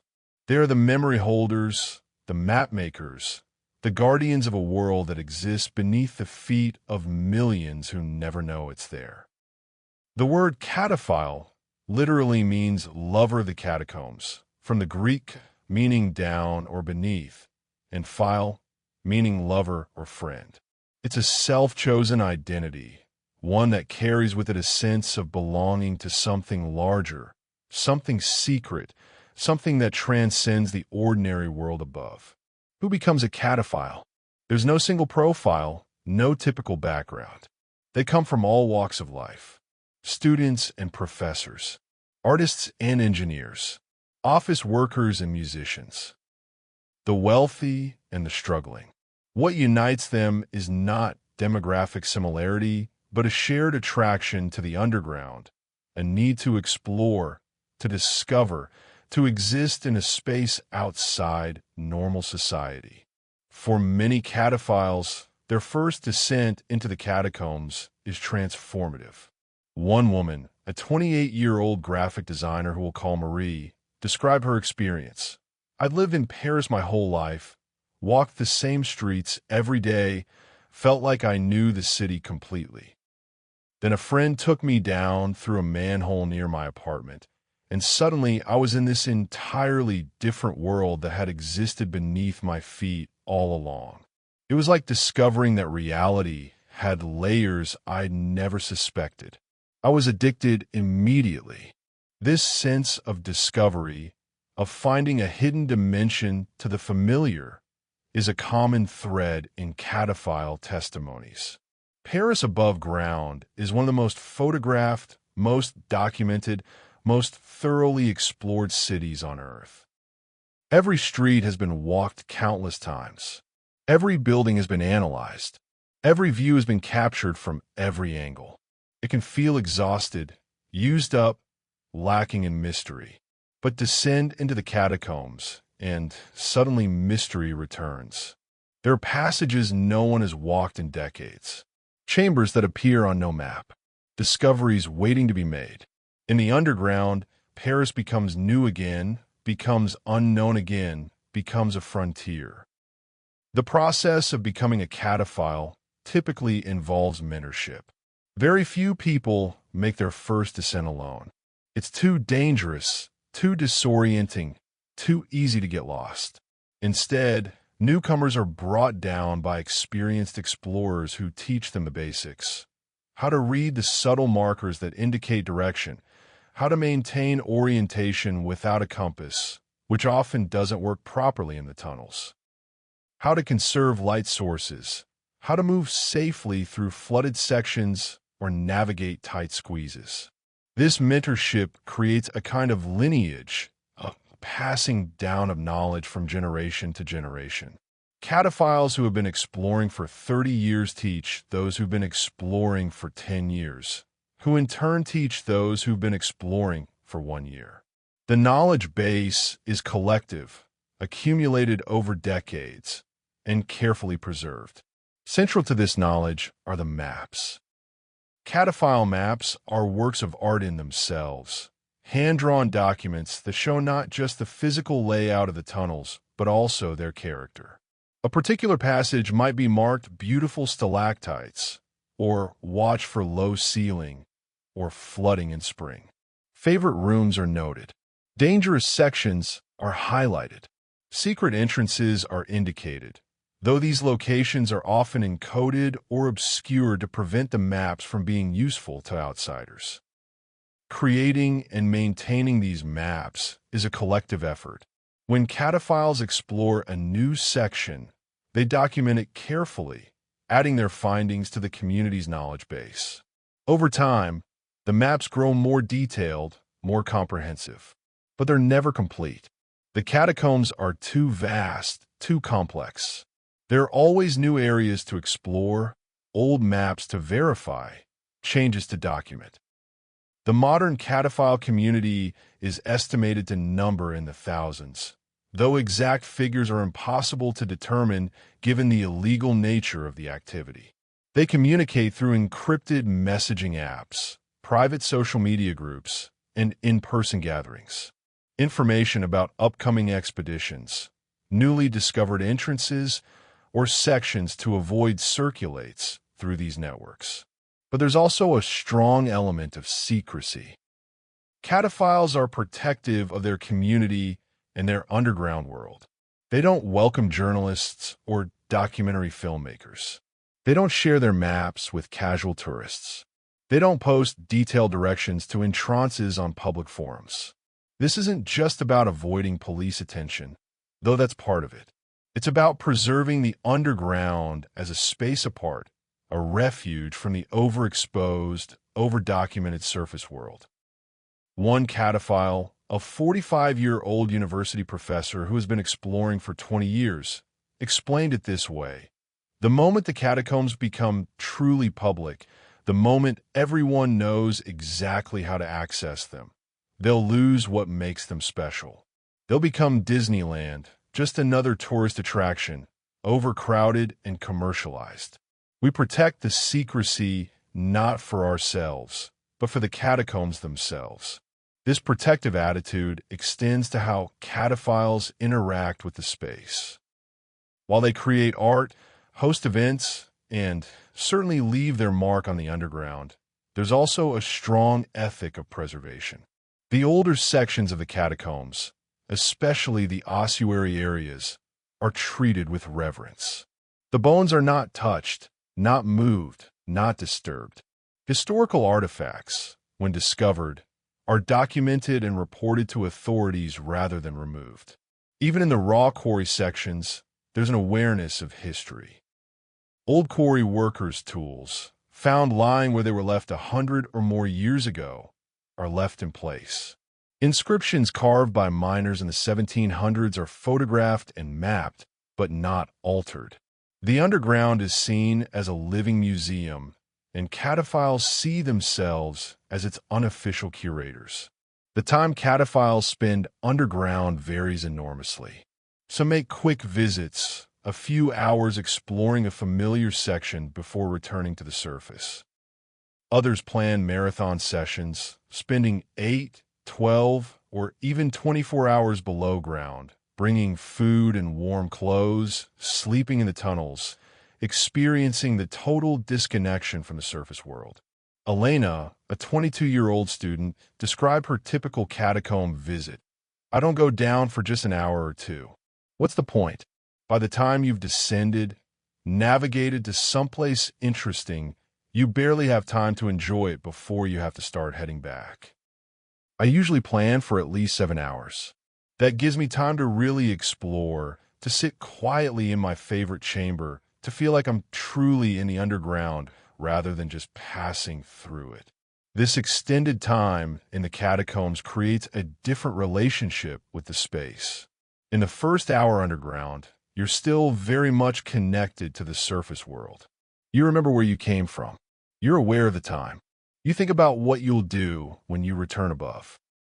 But after several hours, especially if you've moved deep into the restricted sections, that connection begins to fade. The surface world starts to feel distant, almost unreal. The catacombs become your entire reality. Some cataphiles describe this as meditative, a kind of forced mindfulness created by the sensory deprivation and the need to stay constantly aware of your surroundings. Without the normal distractions of phones, internet, ambient noise, and visual stimulation, your mind quiets. You become more present, more aware of your breathing, your movement, the immediate reality of where you are. Others find it unsettling, this disconnection. They report feeling disoriented when they finally emerge back into the surface world, blinking in the daylight, confused by the noise and bustle of the city. It can take hours to readjust, to remember how to be a surface person again. The social dynamics of the cataphile community are complex. While united by their shared love of the underground, cataphiles also segment into different groups with different approaches and values. Some are primarily explorers, focused on mapping new territory and documenting previously unknown sections. Others are artists, descending primarily to create or to visit the works they and others have made. Still others are party-goers, using the catacombs as a unique venue for gatherings, concerts, or celebrations. These different groups sometimes clash. The explorers might resent the party-goers for bringing too much attention to the catacombs and potentially damaging delicate areas with their celebrations. The artists might conflict with preservationists who think creating new art is a form of vandalism. The longtime veterans might look down on newcomers as tourists who don't really understand or respect the underground. But despite these tensions, there's also a strong sense of mutual obligation. If someone is in trouble underground, all factional differences are forgotten. The community bands together to organize search parties, to provide emergency medical assistance, to navigate someone out who's become disoriented or injured. The underground creates solidarity, a recognition that everyone who descends shares certain risks and responsibilities. This solidarity was tested dramatically in November 2017, when two teenagers, both relatively new to catacomb exploration, became lost in a section beneath the Val de Grace Hospital. They had descended without telling anyone where they were going, without proper maps, without sufficient water or food. When they didn't return home, their worried parents contacted police, who in turn reached out to the cataphile community for help. Experienced cataphiles organized search parties, spending days combing through the extensive tunnel network beneath that area of Paris. The search was complicated by the fact that police were also involved, creating a strange dynamic where cataphiles were simultaneously helping the authorities and trying to avoid being fined for their own illegal presence in the tunnels. After 3 days, the teenagers were found, dehydrated and hypothermic but alive. They had wandered in circles through the flooded sections, unable to find a way out, eventually huddling together in a dry chamber, conserving their phone batteries to provide light, rationing the little water they had. Their rescue was headline news, bringing renewed attention to the dangers of the catacombs and prompting police to seal several more known entrances. But within the cataphile community, the incident prompted serious soul-searching. Should they be more careful about who they bring into the underground? Should there be some kind of training requirement, some way to ensure people have the skills and knowledge to explore safely? Or would that level of organization and structure destroy the essential freedom and spontaneity that makes cataphile culture what it is? The debate continues, with no clear consensus. What's certain is that the incident didn't stop people from descending. If anything, the publicity seemed to increase interest, with more people than ever trying to find ways into the forbidden tunnels. The allure is understandable. In our hyper-connected modern world, where privacy is increasingly rare and true solitude nearly impossible, The catacombs offer something precious: disconnection. There is no cell phone service in the tunnels. No Wi-Fi. No GPS. You are genuinely off the grid, unreachable, alone with your thoughts and your companions in the darkness. For some people, this is terrifying. For others, it's liberating. One cataphile described it as the only place left in Paris where I can truly be alone with myself, where external demands and distractions completely fall away. It's not that I'm escaping from the world, but rather that I'm able to encounter it and myself more directly. This philosophical dimension of cataphile culture is often overlooked in media portrayals that focus on the illegal, dangerous, or rebellious aspects of the practice. But for many cataphiles, the underground is a spiritual space, a place for contemplation and self-discovery as much as adventure. Walking through tunnels lined with the bones of 6 million people has a way of putting life in perspective. Surrounded by such overwhelming evidence of mortality, your own problems and stresses can seem small, temporary, insignificant. Many cataphiles report experiencing a kind of peace in the ossuary sections, a sense of connection to something larger than themselves, to the great chain of human existence stretching back through centuries. This is particularly true in quieter moments, when you're alone or with just one or two companions, moving slowly through the bone-lined passages, your light creating shifting patterns on the skulls that seem to watch you pass. In these moments, it's easy to feel that you're not just among the dead, but with them, sharing space in a way that transcends the normal separation between living and dead. Some cataphiles develop rituals around this. They might visit particular sections on meaningful dates, anniversaries of personal losses or important life events. They might leave small offerings at certain locations, flowers or candles or written messages, not unlike what people do at grave sites above ground. They might speak to the dead, aloud or silently, expressing thoughts and feelings they wouldn't share with the living. Is this morbid? Perhaps. But it can also be healing, a way of processing grief and mortality in a space that acknowledges their reality rather than sanitizing or hiding them. The catacombs don't pretend that death doesn't exist. They don't shield you from it or dress it up in euphemism. They present it directly, honestly, in overwhelming abundance. And for some people, that directness is exactly what they need. The physical challenges of cataphile exploration shouldn't be underestimated either. Despite the romantic or philosophical dimensions, descending into the catacombs is hard work.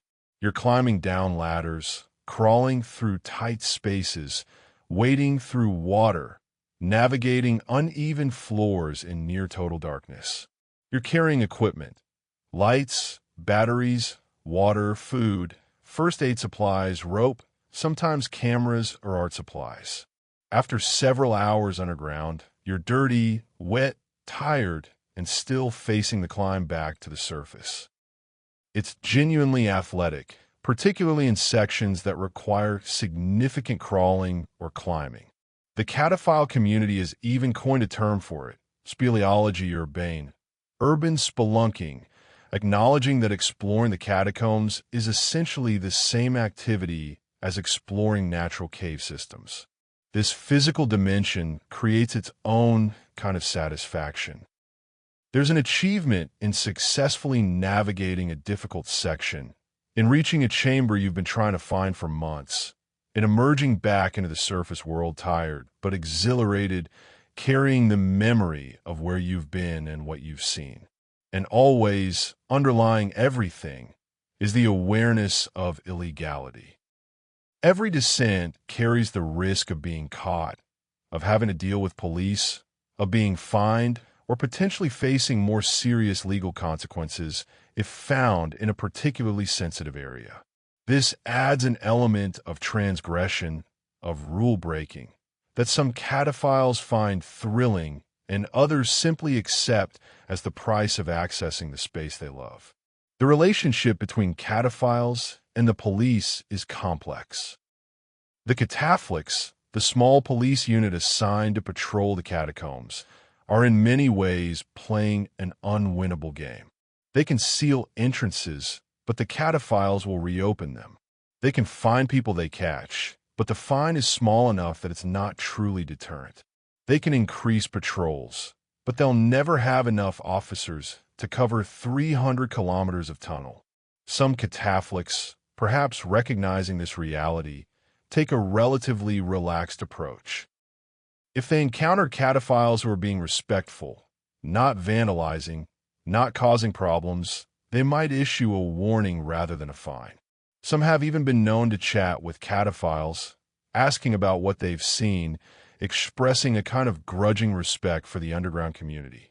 Other cataphlix are more aggressive, treating every cataphile encounter as a serious law enforcement matter, pursuing people through the tunnels, calling for backup to conduct sweeps of popular areas.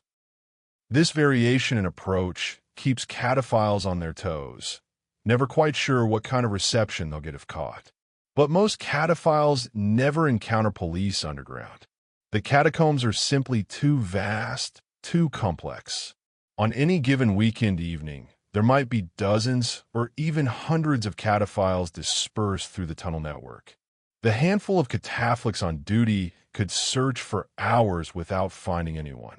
So the underground remains, in practice, largely ungoverned. A space outside normal legal and social structures, where a different kind of order prevails, one based on community norms and shared values rather than external authority. This makes it unique in modern urban life, one of the last truly free spaces in a city where nearly every square meter is regulated, monitored, controlled. In the catacombs, you can be whoever you want to be. You can paint on walls. You can build furniture and leave it. You can host a party or create a sculpture or simply sit in silence for hours. As long as you follow the community's unwritten rules, as long as you respect the space and the other people who use it, you're free. This freedom is intoxicating. It's what keeps cataphiles coming back, year after year, descending into the darkness not despite the difficulty and danger, but because of it, because the challenges and risks are part of what makes the experience meaningful. As you drift deeper into sleep, imagine yourself as a cataphile. Feel the moment when you lower yourself through a manhole, leaving the bright streets of Paris behind, descending into the cool darkness. Feel your feet touch the tunnel floor, your eyes adjusting to the limited light of your headlamp. Feel the thrill of knowing you're entering a forbidden world, a secret Paris beneath the Paris everyone knows. And feel the presence of all those who have descended before you. The quarry workers of centuries past, the engineers who transferred the bones, Philibert Espert on his fatal journey, the cataphiles who have explored and mapped and created in these spaces, the 6 million dead who rest here eternally, all of them part of the underground's history, all of them present still in some way, watching, remembering, keeping vigil. The cataphiles are the living link in this chain, connecting past to present, surface to depths, light to darkness. They're the modern keepers of the catacombs, guardians of a hidden world. And in that role, they continue a tradition that may be older than anyone knows, the tradition of descending into the underworld and returning changed, carrying stories of what they found in the darkness, keeping alive the mysteries that make us human. Part 7. Famous Incidents and Disappearances. Every year, stories emerge from the catacombs. Some make headlines. Others circulate only within the cataphile community, shared in whispered conversations in the tunnels or encrypted messages online. Each incident adds another layer to the mythology of the underground, Another piece of evidence that the catacombs are not just stone and bones, but something alive, something that interacts with those who enter. We've already discussed the most famous historical incident, Philibert Espert's death and 11-year disappearance. But he was neither the first nor the last to vanish into the tunnels. The catacombs have claimed victims throughout their history, and not all of them have been found. In 1793, the same year Philibert died, several other people went missing in circumstances that suggested catacomb involvement. The chaos of the French Revolution created conditions where disappearances were common and often went uninvestigated. People might have been executed, fled Paris, or been imprisoned without record. But some families insisted that their missing relatives had last been seen near catacomb entrances, had talked about exploring the tunnels, had perhaps used them to hide from revolutionary authorities. How many people died in the catacombs during this period? We'll never know. The bones transferred from cemeteries were already skeletal. Any fresh remains added to the piles would have been indistinguishable once they too had decomposed. The catacombs could easily hide dozens, perhaps hundreds, of additional bodies from that era without anyone being the wiser. Moving forward in time, the 19th century saw several documented incidents. In 1871, during the Paris Commune, communards used the catacombs as hiding places and travel routes, trying to evade government forces. At least 3 known battles occurred in the tunnels, with shots fired in the darkness, men chasing each other through narrow passages. Several combatants were killed, though whether their bodies were recovered or left in the tunnels is unclear from surviving records. During the same period, criminals began using the catacombs as hideouts and storage facilities. The Paris police records from the 1870s and 1880s include numerous mentions of raids on underground chambers where stolen goods were being hidden or where wanted men had taken refuge. In one notable case from 1883, police pursued a murder suspect into the catacombs beneath Montparnasse. They found the entrance he'd used, but were unable to locate him in the labyrinth below. His body was discovered 2 months later by quarry workers, dead from what appeared to be a fall in the darkness. The early 20th century brought new types of incidents.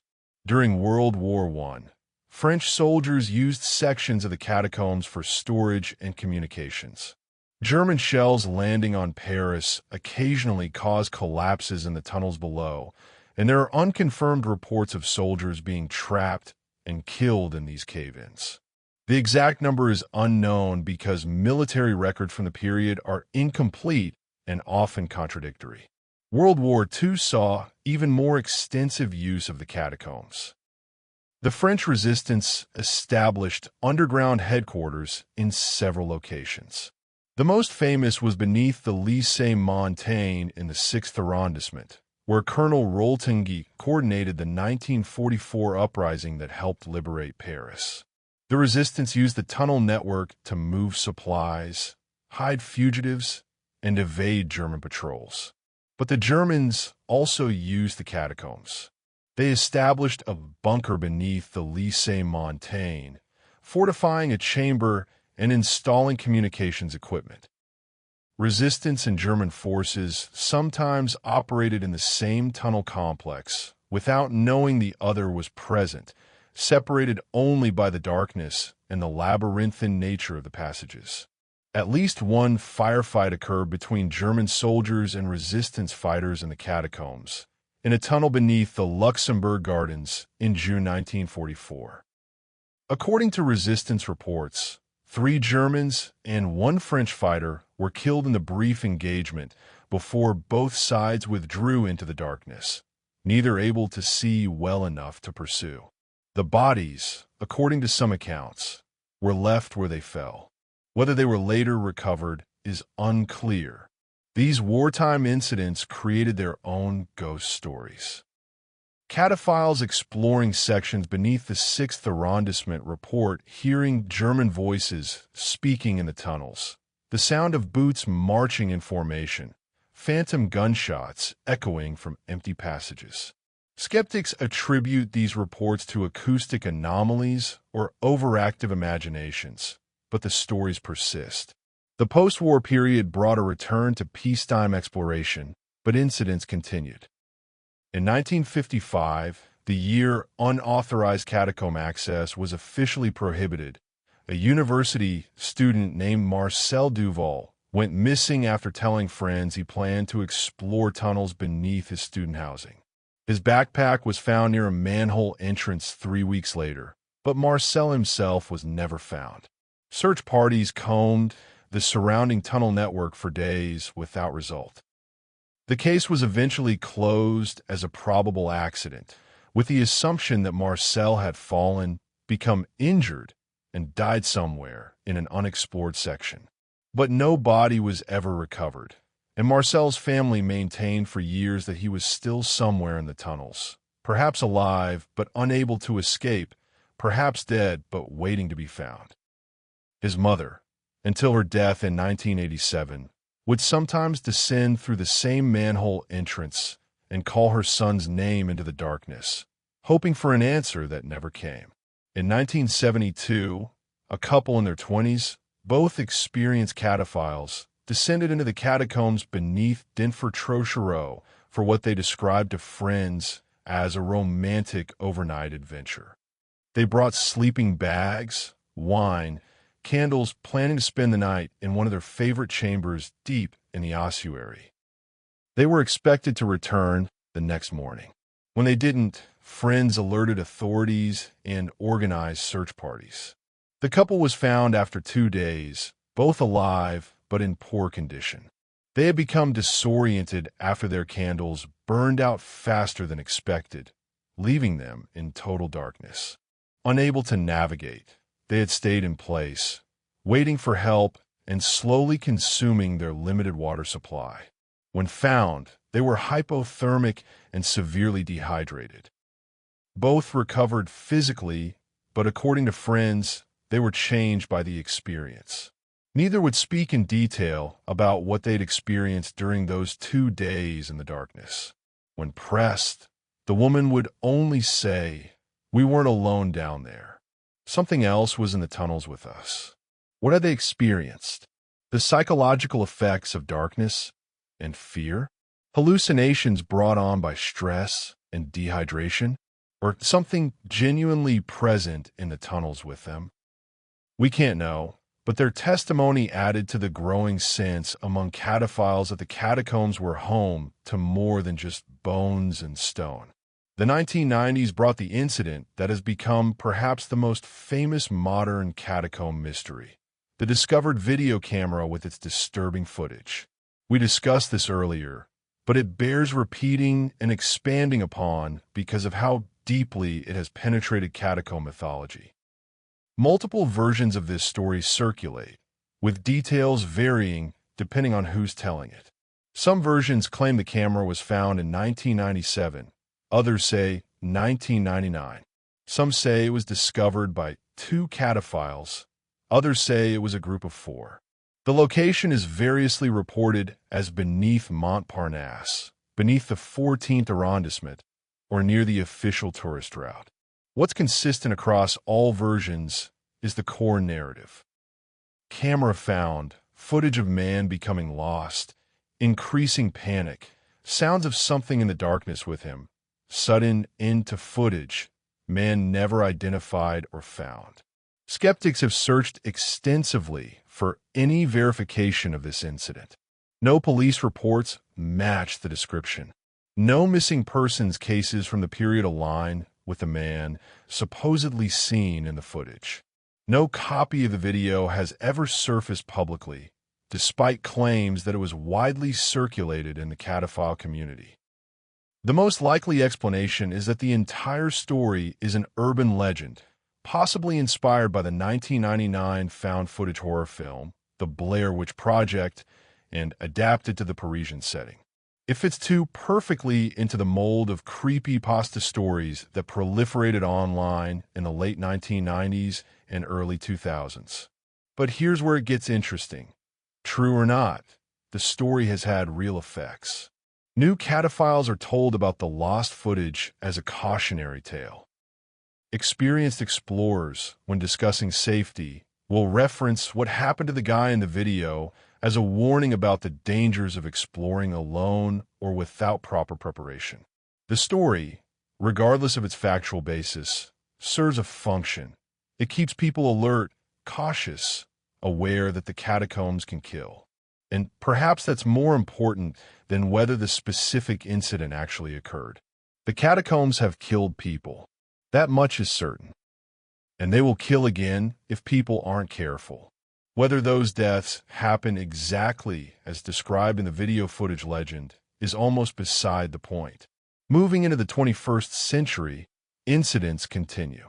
In 2004, the discovery of the underground cinema created headlines worldwide, though no one was injured or killed in that incident.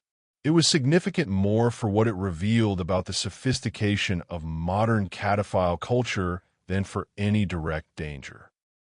In 2010, a Dutch tourist died in the catacombs. He had descended alone, without telling anyone where he was going, without proper maps or equipment. His body was found 3 days later in a flooded passage, drowned after apparently falling into water he couldn't see in the darkness. The incident led to increased police patrols and a new awareness campaign warning tourists about the dangers of unauthorized catacomb exploration.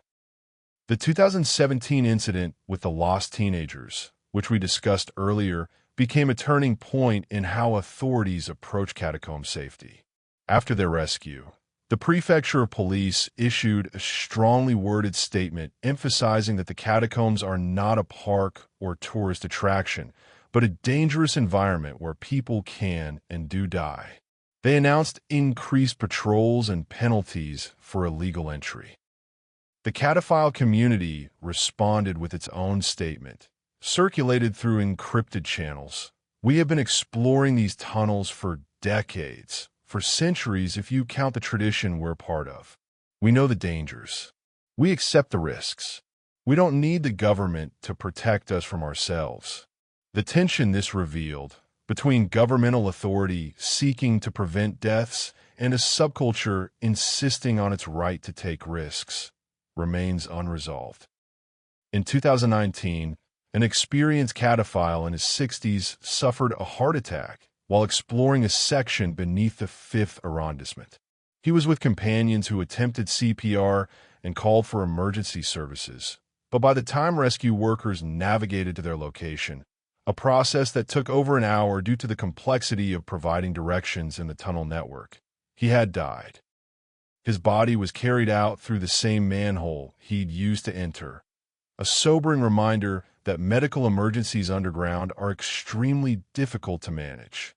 Most recently, in 2023, a group of American exchange students attempted to explore the catacombs based on information they found in YouTube videos.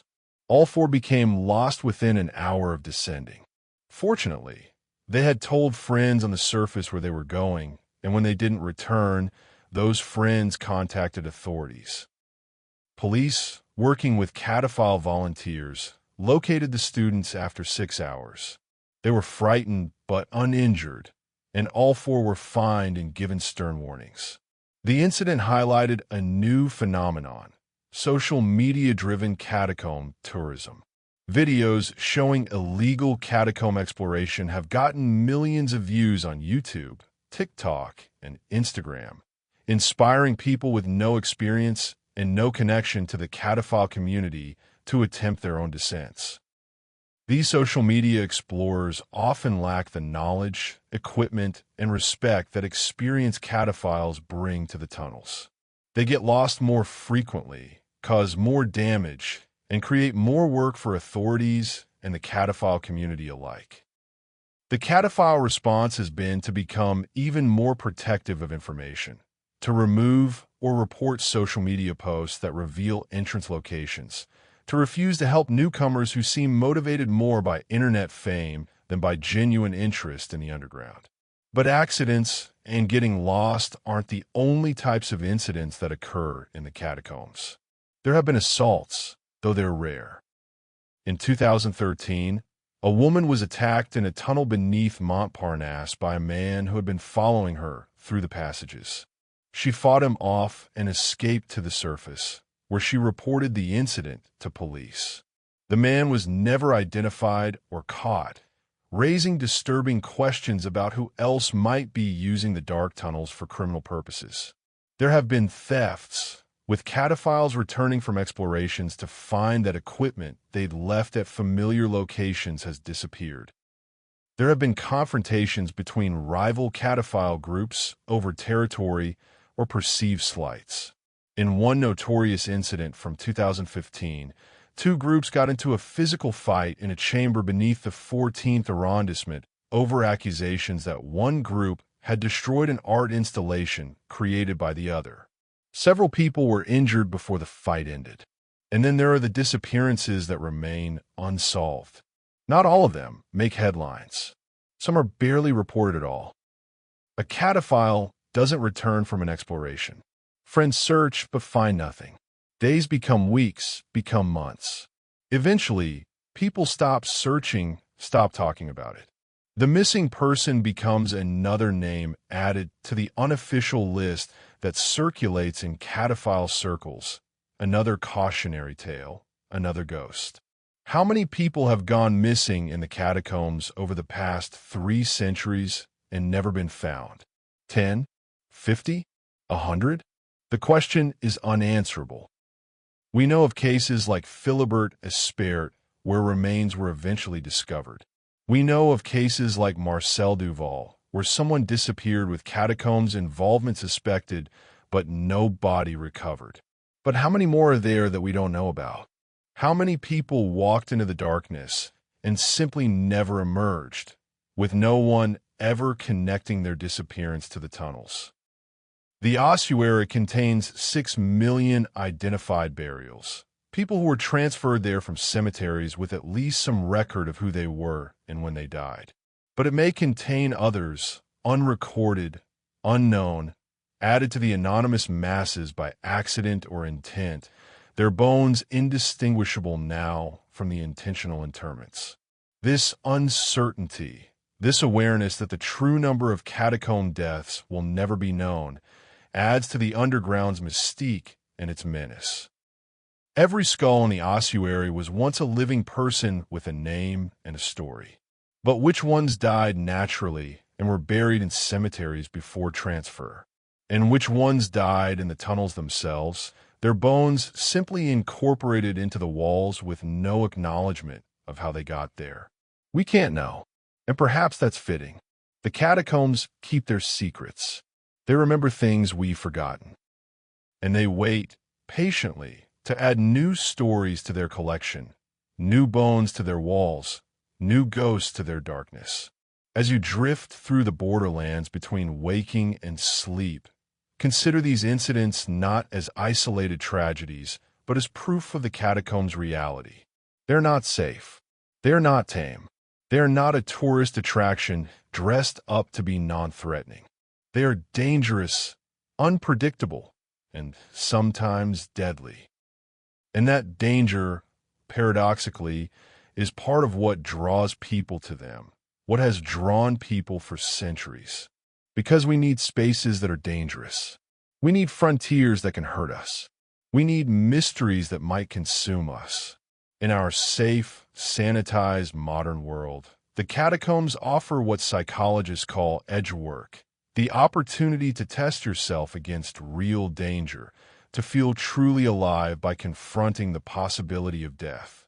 The people who died in those tunnels, Philibert and Marcel and the Dutch tourist and the man in the legendary video footage and all the others whose names we don't know, they're part of the underground now. Their energy, their fear, their final moments, all absorbed into the stone and darkness. Some say they're still there, not just as bones or memories, but as presence, as warning, as the watchfulness that so many cataphiles report feeling in the deepest, darkest sections. The keeper of the catacombs might be one spirit, or it might be many. It might be Philibert Espert, or it might be the collective consciousness of all who died below.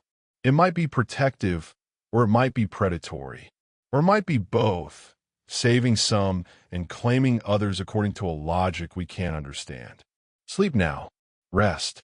And if you dream of tunnels, of walking through darkness with the weight of the earth above you and 6 million dead around you, don't be afraid. The Keeper is watching. Always watching, deciding who may pass safely through the empire of death and who will join its eternal residence. Part 8. The official Catacombs experience. While cataphiles explore the vast forbidden network, most people's only experience of the Paris Catacombs comes through the official tour. And even this sanctioned glimpse into the empire of death is extraordinary, offering visitors something they'll find nowhere else on Earth. The journey begins at Place d'Enfer-Trochereau in the 14th arrondissement, a busy roundabout dominated by a bronze lion statue, the Lion of Belfort. The entrance to the catacombs sits unassumingly to one side, a small green structure that could easily be mistaken for a metro entrance or utility building. A discreet sign marks it, Catacombs de Paris. On most days, the line begins forming hours before opening. The catacombs limit visitors to 200 people underground at any given time, creating a bottleneck that can mean waiting 2, 3, even 4 hours for entry during peak tourist season. People stand in line with guidebooks and cameras, chattering in dozens of languages, taking selfies with the entrance, not yet aware of what awaits them below. Smart visitors book tickets online in advance, securing a specific entry time and bypassing much of the wait. Others arrive right at opening time, 9:45 a.m. on most days, to be among the first to descend. Still others come in the evening hours, entering the tunnels as daylight fades above, emerging into the Parisian night, a timeline that adds to the atmospheric experience. Once you've purchased your ticket and passed through the entrance, the first thing you encounter is stairs. Spiral stairs, specifically winding down and down and down into the earth. The staircase is narrow, the ceiling low, the walls closing in around you. It's 131 steps of descent, dropping you 20 meters, about 65 feet below street level. These stairs are the psychological threshold, the transition from the world above to the world below. As you descend, the sound of traffic fades. The air grows cooler and damper. The light changes from natural to artificial, harsh bulbs creating stark shadows on the limestone walls. By the time you reach the bottom, you are physically and mentally in a different space. The stairs empty into a long corridor, part of the original quarry network. This section contains no bones, just limestone walls and ceiling, carved centuries ago by workers who could never have imagined what their quarries would become. Information panels line the walls, explaining in French and English the history of the quarries, the crisis that led to their conversion to an ossuary, the process of transferring the bones. Many visitors read these panels carefully, trying to prepare themselves for what's ahead. Others walk quickly past, eager to reach the bones they came to see. But the walk itself serves a purpose. It takes about 15 minutes to reach the ossuary entrance, 15 minutes of walking through narrow passages with only the sound of footsteps and muted conversation. The anticipation builds. The normal world recedes further behind you. Along the way, you pass the famous sculpture of the Port Mahon fortress, carved into the limestone wall by a quarry worker named de Cure in the late 1700s.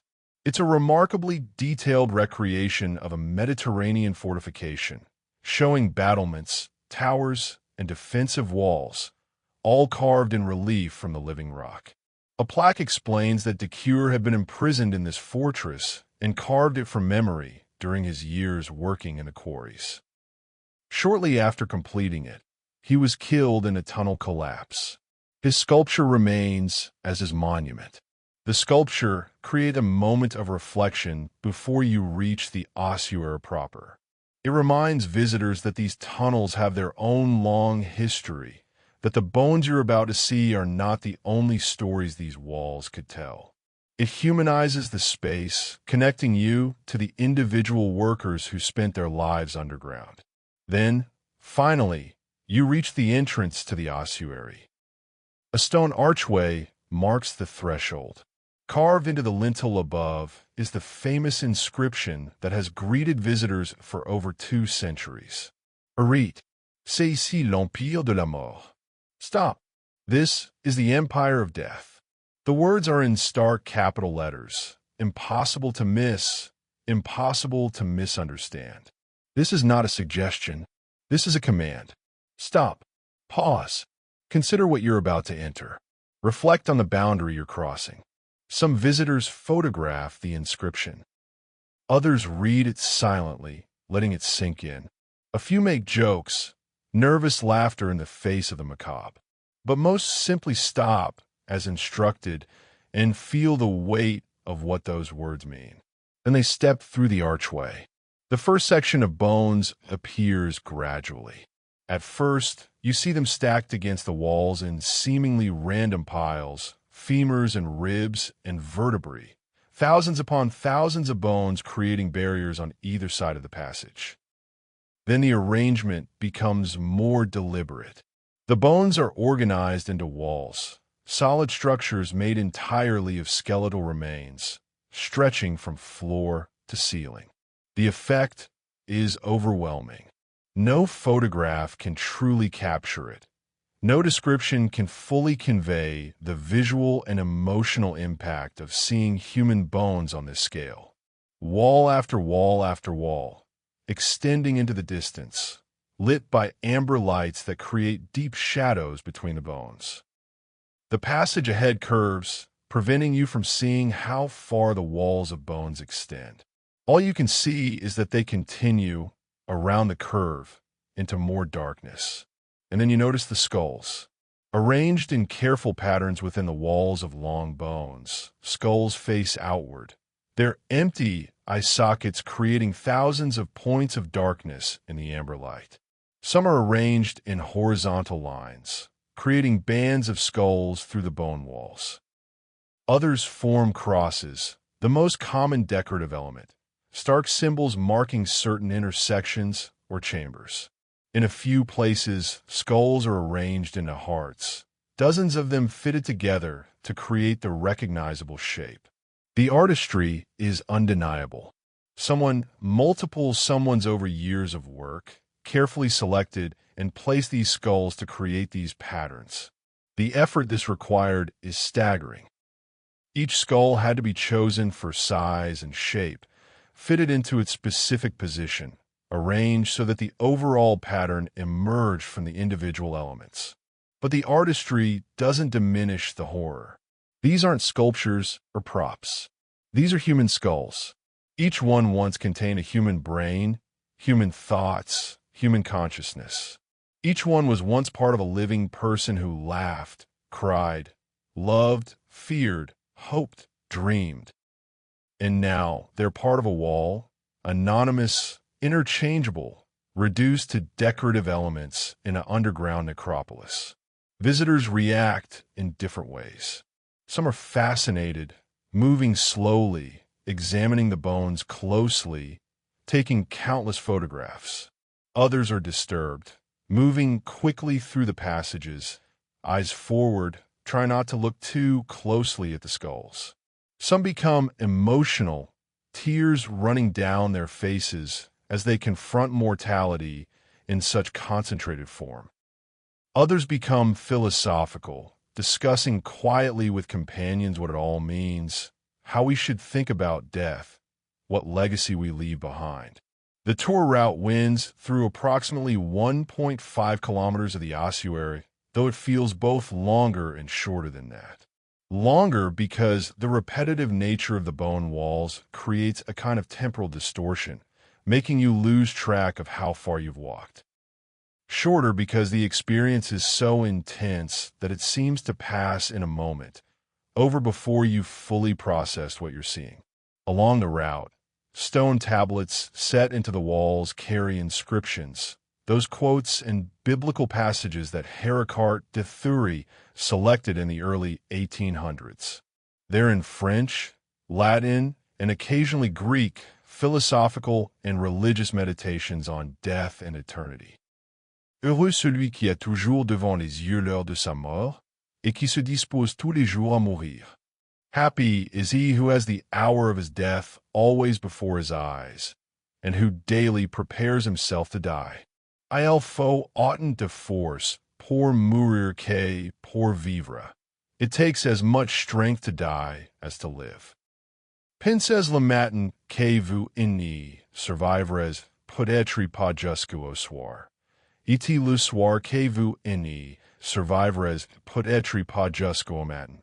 Think in the morning that you might not survive until the evening, and in the evening that you might not survive until the morning. These inscriptions create moments of pause in the visual assault of the bones. Visitors stop to read them, to photograph them, to discuss their meaning. They add a layer of intentionality to the experience, reminding you that this isn't just a storage facility, but a deliberate creation meant to inspire specific thoughts and feelings. The bones themselves are marked with their origin points. Stone plaques indicate which cemetery each section came from and when the bones were transferred. Cimetière Saint-Nicolas de Champs, 1804. Cimetière des Innocents, 1786. Église Saint-Laurent, 1795. These markers tell the story of the ossuary's creation, showing how different cemeteries contributed their dead over decades of transfers. Occasionally, larger chambers open up along the route. These were clearly designed as focal points, places where visitors are meant to stop and reflect. In one such chamber, bones are arranged in particularly elaborate patterns, creating almost architectural features from human remains. In another, a small altar holds candles, electric for safety, creating a chapel-like atmosphere in the depths. The temperature remains constant throughout the tour, around 14 degrees Celsius, 57 Fahrenheit. This is cool enough to require a jacket, especially after spending an hour or more underground, but not so cold as to be truly uncomfortable. The humidity is high, creating a damp feeling on your skin and making the limestone walls glisten in the light. The air quality is generally good, with ventilation systems bringing fresh air from the surface, though some visitors report feeling short of breath or claustrophobic. This is usually psychological rather than physiological. There's plenty of oxygen, but the awareness that you're beneath 20 meters of earth, surrounded by millions of human remains, can create a sensation of pressure or confinement. About halfway through the tour, you encounter what might be the most photographed feature of the entire ossuary, a perfect burial vault, a rounded ceiling made entirely of skulls and femurs, creating a tunnel of bones that you walk through. The symmetry is extraordinary, the craftsmanship evident in how precisely the bones are fitted together. This section appears on nearly every article, video, or social media post about the catacombs. It's become iconic, the image that people associate with the Paris Catacombs more than any other. But beyond its photogenic qualities, the burial vault serves as the emotional climax of the tour. This is where the reality of what you're seeing fully sinks in. This is where most people stop trying to intellectualize or rationalize and simply feel the weight of being surrounded by so much death. Some visitors report experiencing strange sensations at this point, a feeling of dizziness, a sense that the walls are moving or breathing, auditory hallucinations, hearing whispers, or music that isn't there. These experiences are likely due to sensory overload combined with the psychological impact of the environment, but they add to the sense that something unusual is happening in this space, that the catacombs affect people on levels beyond the purely visual. As the tour continues past the barrel vault, the route begins to trend upward again. The bone walls continue, but you're aware that you're approaching the end. The passages become slightly wider. The ceiling lifts a bit higher. Small signs indicate that the exit is approaching. The final section includes a room with a well, the Fontaine de la Samaritaine, where water was drawn in the quarrying days. It's a reminder that these tunnels served practical purposes before they became an ossuary, that they have layers of history beyond just the bones. And then, surprisingly quickly, you reach another spiral staircase. This one goes up 112 steps, rising back toward the surface. The climb is harder than the descent, especially after walking through the tunnels for an hour. People emerge breathing heavily, blinking in the daylight or street lights, if it's evening, reorienting to the world above. The exit is on Rue Remy Dumancel, about a 10-minute walk from the entrance at Denfert-Trochereau. This geographical separation is deliberate, preventing exiting visitors from spoiling the experience for those still waiting in line at the entrance. It also creates a sense of journey, of having traveled not just vertically, but horizontally through a different realm beneath the city. Many visitors emerge changed, not dramatically, not in ways that would be immediately obvious, but subtly shifted in their relationship to mortality, to Paris, to the ground beneath their feet. They've seen something that most people never see, confronted death in a form that modern Western culture usually hides or sanitizes. Some find the experience disturbing and want to never think about it again. Others find it strangely comforting, a reminder that death is natural, universal, nothing to fear. The official tour's impact is evident in the reviews and comments visitors leave. On travel websites, in guidebooks, and social media posts, certain themes recur. I wasn't prepared for how moving it would be. The sheer scale is unbelievable. You have to see it to understand. I felt like I was being watched the entire time. It changed how I think about death. Not for the claustrophobic or faint of heart. One of the most profound experiences I've had. This last comment is particularly common. For all the lighthearted, spooky, or creepy descriptions, many visitors recognize that they've encountered something genuinely profound, something that touches on fundamental human questions about life, death, memory, and meaning. The catacombs don't provide answers to these questions. They simply present them with unavoidable clarity. Here are 6 million people who once lived. Here are their bones, all that remains. What does it mean? What should we feel? How should we live, knowing that this is where we all end up eventually? Different visitors answer these questions differently or don't answer them at all. But the questions themselves, forced into consciousness by the overwhelming physical presence of so many dead, are the tour's real gift. Interestingly, many visitors report wanting to return. The first visit is often overwhelming, too much to fully process. A second visit, knowing what to expect, allows for deeper engagement, more careful observation, more thoughtful reflection. Some people return annually, treating it as a kind of meditation on mortality, a yearly reminder to live fully while they can. For Parisians, the catacombs often hold special significance. This is their city's history, their ancestors, in some cases literally. Many Parisians have family members whose bones are somewhere in those tunnels. The tour becomes a way of connecting to the past, of understanding the literal foundations on which modern Paris was built.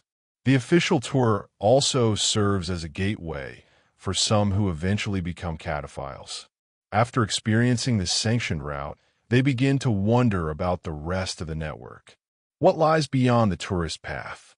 What other chambers and passages exist? The curiosity, once planted, can grow into obsession. But for most visitors, the official tour is enough.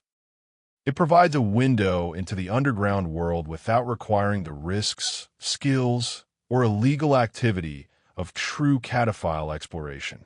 It allows them to say they've been to the catacombs, they've seen the bones, they've descended into the empire of death and returned to tell the tale. And perhaps that's the tour's ultimate function. It keeps the mystery alive while satisfying enough curiosity that most people don't feel compelled to explore further. It shows just enough to fascinate while hiding enough to preserve the catacombs' deeper secrets. As you drift towards sleep, imagine yourself on that tour. Feel the cool, damp air. Smell the limestone and age. See the walls of bones extending into darkness. Hear your footsteps echoing in passages that stretch for kilometers in every direction, most of them forever beyond your reach. And know that above you, the city goes on. Traffic flows. People eat in restaurants, shop in stores, walk their dogs, live their lives, completely unaware that beneath them, you're walking among 6 million dead, confronting mortality in its most concentrated form. The official tour is a controlled experience, sanitized and safe compared to the wild freedom of illegal exploration. But it's still the catacombs. It's still the empire of death. And even in its most tourist-friendly form, it has the power to shake you, to change you, to make you see the world a little differently. That's why people keep coming. That's why the lines stretch around the square every day. Not for thrills or Instagram photos, though those are part of it, but for something deeper, for encounter with the reality that modern life tries so hard to hide. That we all die, that death is universal, that our bones will one day be as anonymous as those stacked in the tunnels beneath Paris. The keeper of the catacombs watches the tourists too, moving through the bones on their guided route, touching the walls, taking their pictures, reading the inscriptions. Does it judge them, pity them, welcome them? Or does it simply observe, noting their passage as it has noted millions of others, adding their visit to the endless catalog of moments in its eternal vigil? Part 9. The Keeper Legend emerges. Throughout this journey, we've referenced the Keeper, this presence that cataphiles and visitors alike report feeling in the tunnels. Now it's time to examine this legend more directly, to explore what the Keeper might be and what it represents in the mythology and lived experience of the catacombs. The Keeper is not an official part of catacomb lore. You won't find it mentioned on the tourist information plaques or in mainstream historical accounts. It doesn't appear in academic studies of the ossuary or in municipal records about the tunnels. The Keeper exists in whispered stories, in cataphile traditions, in the experiences of those who've spent enough time underground to develop a relationship with the space. The legend itself is fluid, changing depending on who tells it. Some say the Keeper is Philibert Espert, his spirit unable to leave the tunnels where he died, now protecting others from his fate. Others describe it as something older, something that existed in the underground long before humans began quarrying limestone, a geological or spiritual entity tied to the earth itself. Still others insist the Keeper is not one being, but many. The collective consciousness of the 6 million dead, their awareness somehow persisting beyond death, watching over the tunnels that hold their remains. In this version, the Keeper is democracy of death made sentient, all the dead speaking with one voice. And some, the most pragmatic, suggest the Keeper is simply the catacombs themselves, the physical space exerting psychological influence on those who enter it, creating the illusion of presence where none exists. The experiences that feed the Keeper legend are remarkably consistent across different time periods and different types of visitors. People report a sense of being watched, particularly when alone in quieter sections. Not threateningly, but attentively, as if something is aware of your presence and tracking your movement. Inexplicable guidance when lost or disoriented. A strong intuition to turn left at a junction, to avoid a particular passage, to retrace your steps. Following these intuitions consistently leads to safety. Whispered warnings in moments of danger. People about to step into unstable sections report hearing a voice, sometimes external, sometimes internal, saying stop or go back or simply no, a feeling of approval or disapproval based on behavior. Those treating the catacombs with respect report feeling welcomed, even protected. Those being disrespectful or destructive report feelings of hostility, of the space itself rejecting them. Physical interventions. Objects moved to create obstacles or pathways. Lights flickering or going out at crucial moments. Sounds that draw attention to dangers or redirect movement. These experiences create a narrative. Something in the catacombs is active, aware, and interactive. Something that cares about what happens in the tunnels, that makes judgments about visitors, that sometimes intervenes in human affairs. The cataphile community has developed rituals around the keeper. Before descending, some whisper a brief prayer or request. Keeper the deep, guide us safely. Let's walk your halls with respect. After emerging successfully from a difficult exploration, they leave offerings at certain locations. Candles, coins, small written notes, thanking the keeper for protection. At Philibert Espairet's tomb, deep in the restricted sections, cataphiles have created an informal shrine. Candles are always burning there, when police haven't recently extinguished them. Small objects accumulate. Photographs, flowers, bottles of liquor, perhaps a reference to his supposed quest for chartreuse, handwritten prayers or requests. The tomb has become a focal point for keeper veneration, whether or not Philibert himself is actually identified as the keeper. Some cataphiles describe encountering the keeper more directly. A woman named Sophie, who has been exploring for 15 years, recounted her experience. I was alone, which I know you're not supposed to be, but I do it sometimes. I've been underground for maybe 4 hours, deep in a section I didn't know well. I turned into a passage that looked promising and immediately felt wrong. Not physically wrong, but this overwhelming sense of no. Not this way. I stopped, and I swear I felt a hand on my shoulder, gently pushing me back. Not aggressively, more like a guidance. I listened, turned around, took a different route. A week later, I was exploring with friends, and we found that passage. It had collapsed maybe 3 meters past where I turned back. If I kept going, I would have been caught in the collapse or trapped beyond it. The keeper saved my life. Another cataphile, Jacques, described a different kind of encounter. I was vandals spray painting tags on the walls of the ossuary. I was furious. That sacred space, you don't desecrate it like that. But there were 3 of them and 1 of me, and they were drunk and aggressive. I didn't know what to do. Then the lights went out. All of them simultaneously, even though they were on different circuits. Total darkness. The vandals panicked, started running, crashing into walls, into each other, screaming. My light stayed on. I don't know why. It should have gone out too. I used it to find my way out. When the lights came back on, I went back to that section.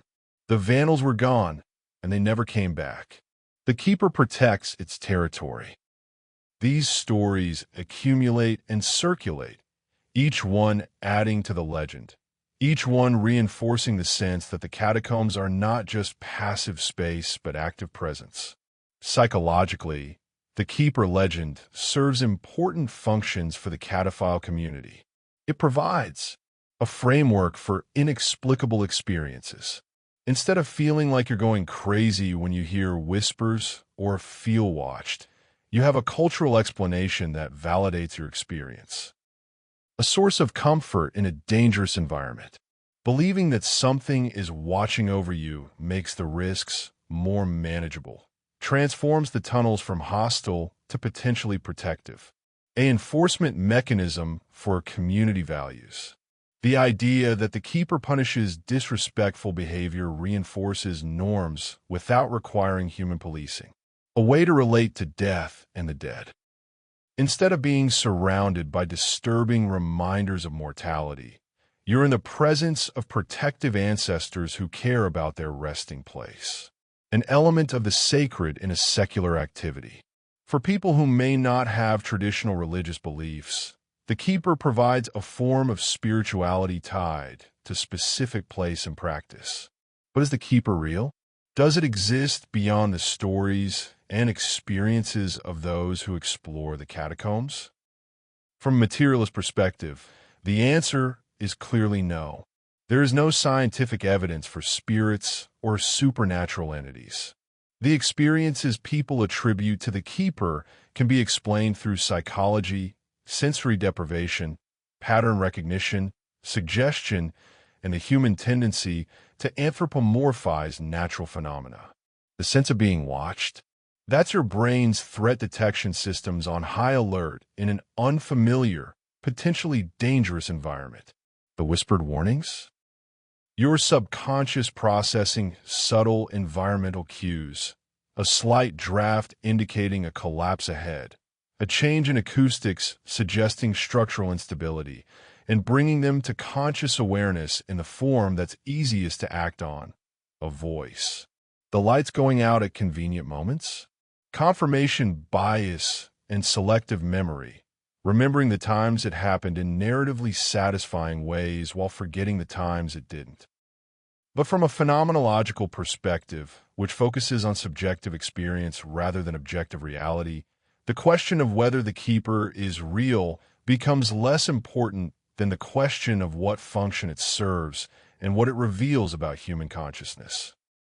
If thousands of people over centuries report similar experiences and construct similar narratives about a protective presence in the catacombs, that consistency tells us something important about how humans relate to death, danger, and the underground.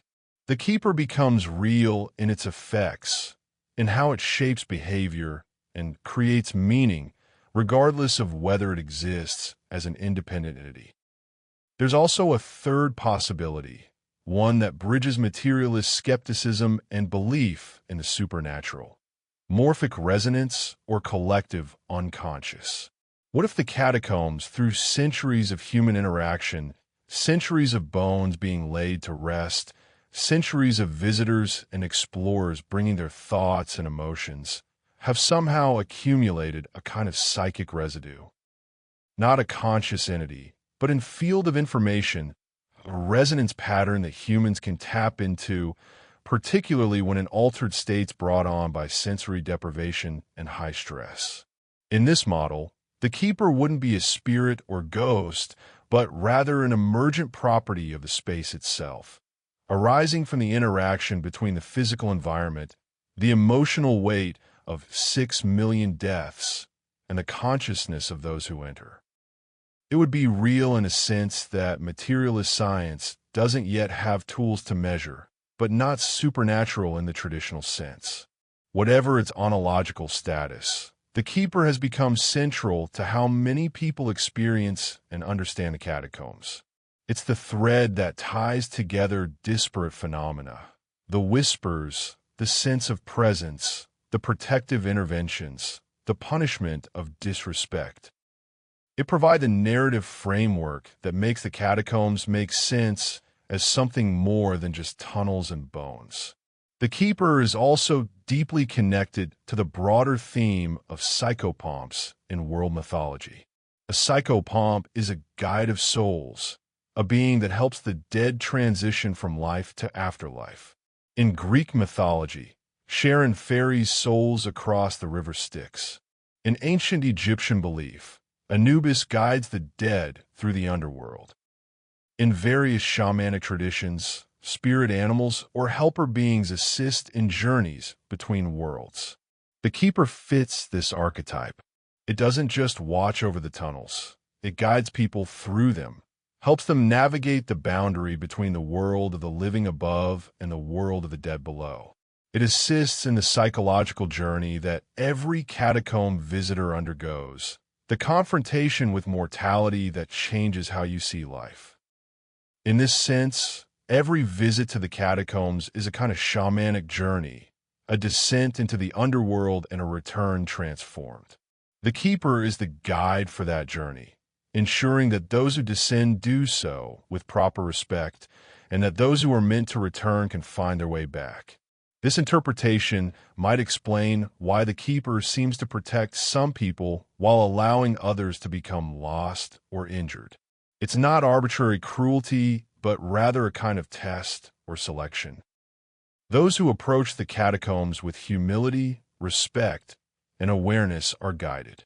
Those who approach with arrogance, disrespect, or greed face the consequences of their attitudes.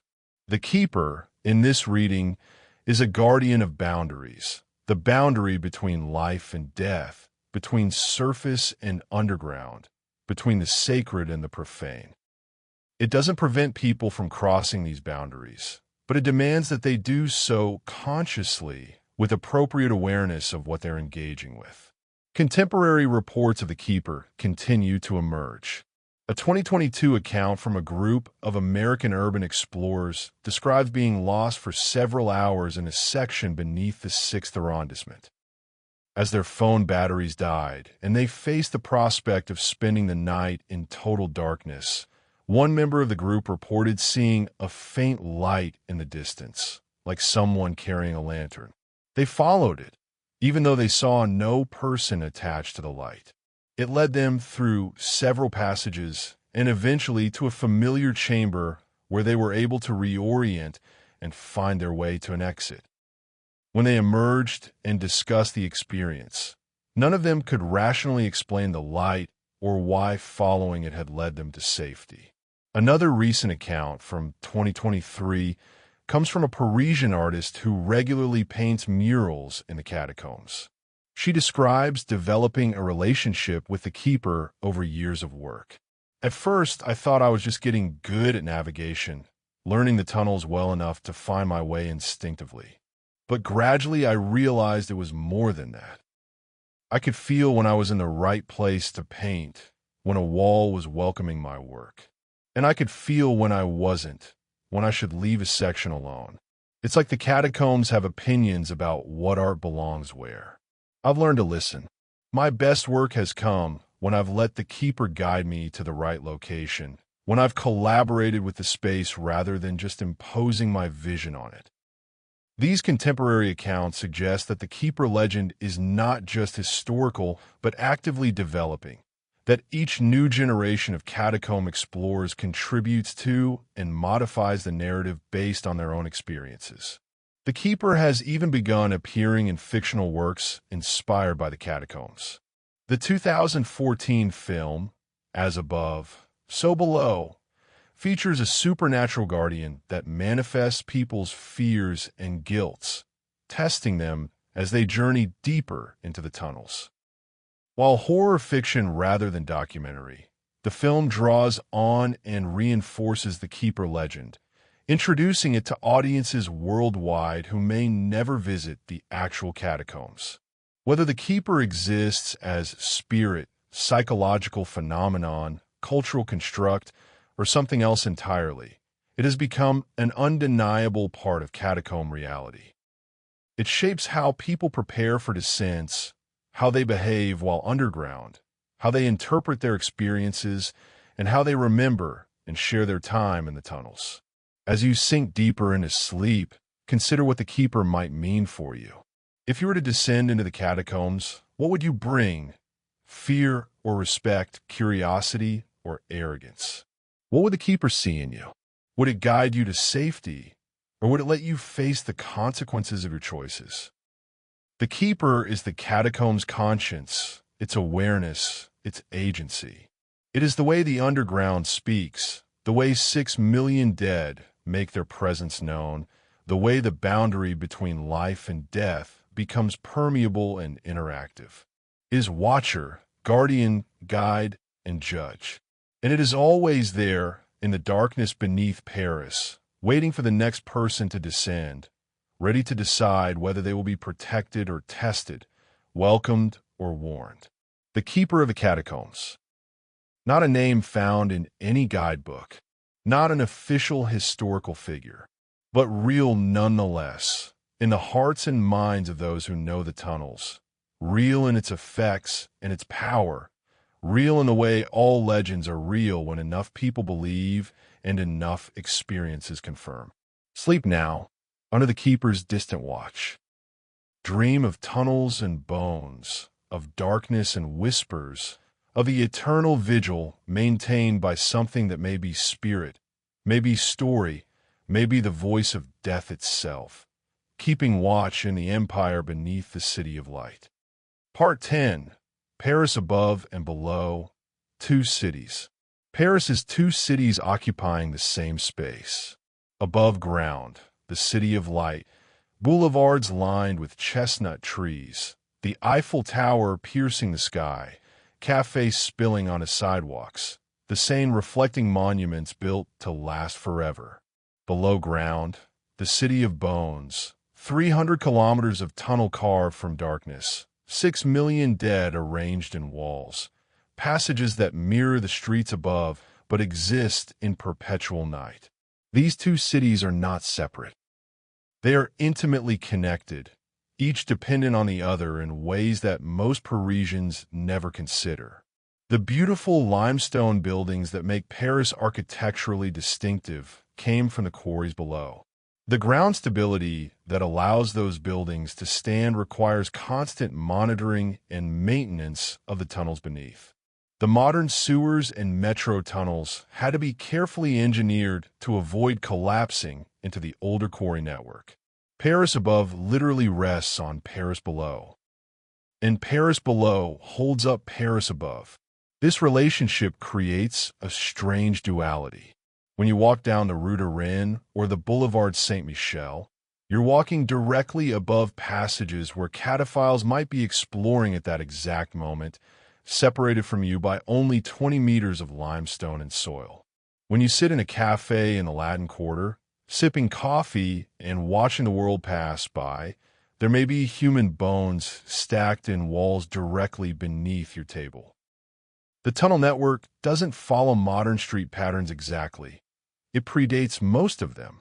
But there are correlations, places where major surface streets correspond to major underground galleries, creating a kind of shadow map of the city. To help navigate this shadow city, 19th century authorities installed plaques in many sections of the catacombs, blue and white enamel signs identical to the ones used above ground, showing which street is directly overhead. A cataphile walking through the tunnels might see a sign reading Avenue d'Infiltration and know exactly where they are in relation to the surface world. These signs create an eerie sense of connection. You're in total darkness, surrounded by stone and bones, and yet you can read the name of the street above where ordinary life continues. Shoppers buying bread, students rushing to class, tourists consulting maps, all of them unaware that beneath their feet, someone is reading a sign that names their street, that marks their position in both worlds simultaneously. Some cataphiles collect photographs of these underground street signs, documenting the correspondence between above and below. Others use them as navigation aids, tracking their position by checking which streets they're passing under. The signs create a thread connecting the two cities, preventing the underground from becoming completely unmapped, completely lost. But the relationship between above and below is not just geographical. It's historical, philosophical, and psychological. Historically, Paris above has always depended on Paris below. The quarries provided the building material that created the surface city. Without the limestone extracted from beneath Montrouge, Montparnasse, and the other quarrying districts, Paris would not exist in its current form.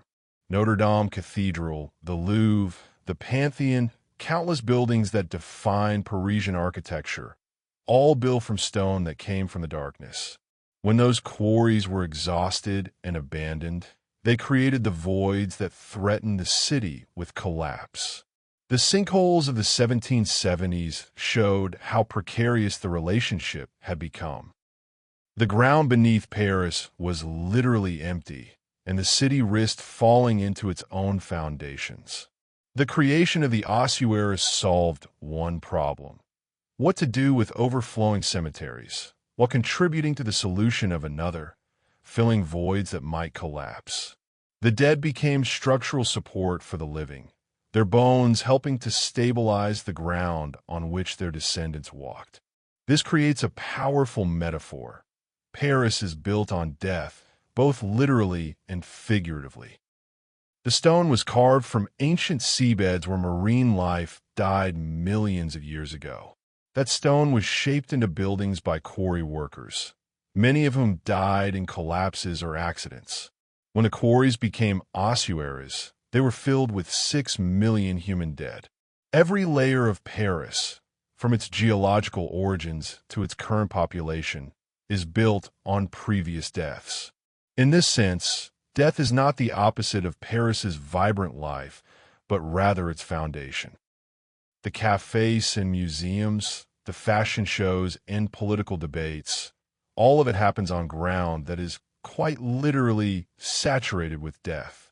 The philosopher Walter Benjamin wrote extensively about Paris, calling it the capital of the 19th century. He was fascinated by the arcades, those covered shopping galleries that represented modernity and consumer culture. But he might have been equally interested in the catacombs, which represent the underside of that modernity, the bones on which it's built. Benjamin was interested in how capitalism transforms human beings into commodities, how the living become like the dead through alienation and reification. The catacombs make this metaphorical transformation literal. The bones stacked in walls were once individuals with names, identities, social positions. Death stripped all that away, reducing them to interchangeable units, arranged for aesthetic effect. But there's also a democratic dimension to this. In the ossuary, nobles and paupers lie side by side, indistinguishable. A king's bones look the same as a beggar's bones. The elaborate funerary monuments that once distinguished rich from poor are absent. Death, in the catacombs, is the great equalizer. Paris above is a city of distinctions, of hierarchies visible in architecture and neighborhood divisions. The 16th arrondissement's grand apartments versus the immigrant neighborhoods of the 18th. The wealth of the right bank versus the bohemian poverty of parts of the left bank. But Paris below erases these distinctions. Everyone ends up the same, just bones in the darkness. This creates a kind of moral tension. Should we aspire to the democracy of death, where all differences are erased?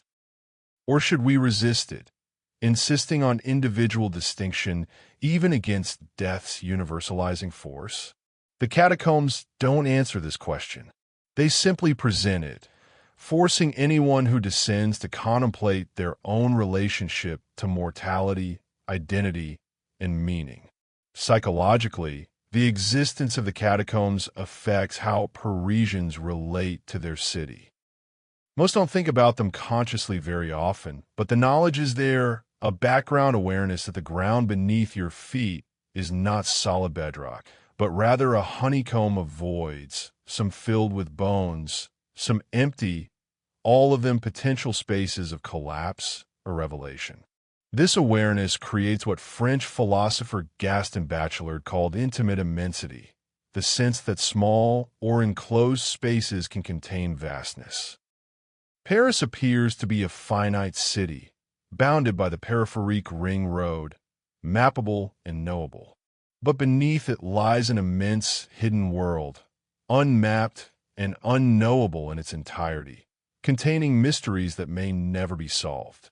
This hidden dimension makes Paris inexhaustible. No matter how well you know the surface city, there's always more to discover in the depths. This feeds the romantic image of Paris as eternally mysterious, always able to surprise, never fully revealed. The catacombs also function as the city's unconscious in a Freudian sense, the repressed, the hidden, the denied aspects of Parisian life and history. Everything the surface city wants to forget is buried below. The dead, obviously, but also the poverty and disease that once made Paris deadly. The bones in the tunnels died from plague, smallpox, cholera, tuberculosis. They died in childbirth, in infancy, in violence. They represent suffering that the modern city has largely conquered, but that forms part of its history. By hiding the dead underground, Paris above can maintain its image as the city of light, beautiful and life-affirming. But that image depends on the city of bones beneath, absorbing and containing everything that threatens the surface illusion. Some contemporary Parisians have begun to resist this split, to insist on acknowledging the catacombs as part of the city's present rather than just its past. Artists create work inspired by the underground. Musicians perform in the tunnels, their concerts blending the two cities temporarily. Activists use the catacombs as meeting spaces, hiding from police surveillance to plan demonstrations that will take place above. The cataphile community represents perhaps the most sustained engagement with this dual city. By regularly moving between above and below, cataphiles refuse to accept the separation. They live in both cities simultaneously, bringing knowledge of the depths to the surface, bringing surface perspectives into the tunnels. In doing so, they complicate the neat divisions that official Paris tries to maintain. They insist that the underground is not just past but present, not dead but alive, or at least animated by living humans who claim it as their own, not empty void but inhabited space. This creates tension with authorities who want to keep the separation clear. Tourists above, nothing but stabilized geology below. But cataphiles keep blurring that line, keep insisting that Paris must be understood as two cities in conversation rather than as one city floating above a forgotten netherworld. Architecturally, some buildings create physical connections between the two cities. The Val de Grace Hospital, where Philibert Espert entered the catacombs, had, and may still have, though it's been sealed, a direct staircase linking hospital to tunnels. Other buildings, particularly older ones in the 5th and 6th arrondissements, have basement access to the quarries, carefully locked and monitored but creating the possibility of descent. These access points are both practical and symbolic. Practically, they allowed for various uses of the underground, storage, escape routes, illegal access for cataphiles. Symbolically, they represent the permeability between the two cities, the fact that the boundary is not absolute, but rather punctured by numerous passages, maintained only through constant vigilance and sealing efforts. The metro system adds another layer to this relationship. When the Paris metro was constructed in the late 1890s and early 1900s, engineers had to navigate carefully around existing quarry galleries. Metro tunnels sometimes run parallel to catacomb passages, separated by only meters of stone. Occasionally, construction workers would accidentally break through into quarry galleries, creating new connections that had to be carefully sealed. Even today, metro riders are sometimes traveling directly above or alongside catacomb passages. The Blue Line 4, which runs north-south through central Paris, passes very close to the official catacomb tour route. When you're on that metro, you're essentially sandwiched between the surface city and the even deeper world of the ossuary, traveling through a middle layer of the urban underground. This layering, surface Paris, metro, catacombs, and below that the geological bedrock, creates a vertical complexity that challenges simple notions of what a city is. Paris exists in 4 dimensions, not just the three spatial dimensions, but also depth as a kind of temporal dimension, with deeper layers representing older historical periods. The catacombs, as the deepest accessible human-created layer, represent the city's deep time, its accumulation of history compressed into concentrated space. Walking through the ossuary, you're moving through not just physical distance, but historical depth, passing bones from different centuries, different eras of Parisian life, all compressed into the same level. This compression of time creates strange juxtapositions. Bones from medieval plague victims rest beside bones from Enlightenment intellectuals. Revolutionary martyrs and royalist loyalists lie together. Centuries of history that on the surface are kept carefully separated in museums and monuments are all mixed together in the underground, creating an alternative archive that respects chronology less than geography. Some historians have suggested that this mixing obscures important historical knowledge, that we've lost valuable information by reducing millions of individuals to anonymous bones. We'll never know which particular skull belongs to which particular person, never be able to study the skeletal evidence of how specific individuals lived and died. But others argue that this anonymity serves an important function. It prevents the catacombs from becoming a kind of morbid celebrity graveyard, where people come to gawk at the bones of famous individuals. Instead, the ossuary forces you to confront death as universal rather than as specific famous deaths. You can't fetishize one particular person's bones because you don't know whose is whose. The relationship between above and below also plays out in terms of knowledge and ignorance. Most Parisians know the catacombs exist, but very few know anything specific about them. They couldn't tell you how far the tunnels extend, which neighborhoods they run beneath, how to access them, or what lies in the restricted sections. This ignorance is partly intentional. Authorities don't publicize detailed information about the catacombs because they don't want to encourage illegal exploration. They seal entrances and limit access precisely to keep most people ignorant and therefore unable to enter. But it's also partly organic. Parisians above are busy with their surface lives. They don't spend time thinking about what's below their feet any more than most people anywhere spend time thinking about underground infrastructure. Out of sight, out of mind. This creates an interesting power dynamic. Cataphiles possess knowledge that ordinary Parisians lack. They can navigate a city beneath the city that others don't even know exists. This knowledge is a form of power, creating an elite, albeit an illegal and unofficial one, who have access to spaces and experiences that most people don't. Some cataphiles are proud of this, treating their underground knowledge as a mark of distinction. Others are more egalitarian, willing to share information with anyone who approaches the catacombs with proper respect. But all recognize that they possess something valuable, a different kind of citizenship in Paris, one that includes both above and below. The visual contrast between the two cities is stark. Paris above is designed to be seen, to be beautiful, to impress. Its architecture soars upward, reaching for the sky. Its monuments are meant to be photographed, admired, remembered. Light is celebrated. Electric lights along the Seine, illuminated fountains, the Eiffel Tower sparkling on the hour. Paris below is the opposite. It's designed not to be seen, or at least not to be seen by most people. It extends horizontally and downward rather than upward. Its beauty, such as it is, emerges from necessity and function rather than aesthetic intention.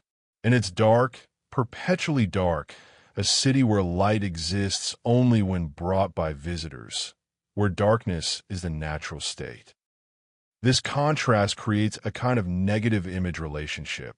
If you could somehow invert Paris, turning inside out, the catacombs would become towers of bone rising into the air and the surface buildings would become cavities in the earth.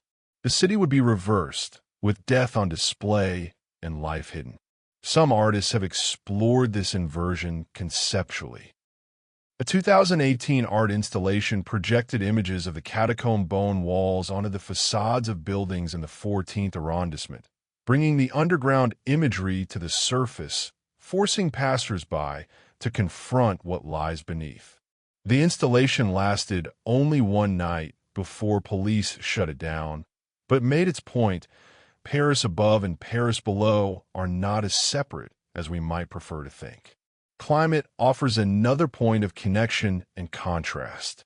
Paris above experiences weather. Sun, rain, snow, heat, cold, the changing seasons. Paris below is almost entirely insulated from weather. The temperature remains constant year-round at about 14 degrees Celsius. No rain falls. No wind blows. The seasons don't exist. This creates the catacombs as a kind of eternal present, unchanging, outside of time. While the surface world cycles through its transformations, the underground remains the same, day after day, year after year, century after century. This timelessness is part of the appeal for some cataphiles. In the tunnels, you're exempt from the relentless march of surface time. You're in a space where the bones have lain for 200 years and might lie for 200 more, where change happens on geological rather than human timescales. But it's also unsettling. The lack of natural time cues, no sunrise, no sunset, no seasonal changes can be disorienting. Without a watch, it's easy to lose track of how long you've been underground. Hours can feel like minutes or minutes like hours. Time becomes subjective, malleable, unreliable. This temporal distortion creates challenges for long explorations. Cataphiles have to consciously track time, checking watches regularly, because their internal sense of duration becomes unreliable in the unchanging environment. Some report emerging after what they thought was 4 hours to discover they'd been underground for 8. Others experience the opposite, convinced they'd been below for many hours only to find mere minutes had passed on the surface. The two cities also relate differently to memory and forgetting. Paris above is obsessed with memory.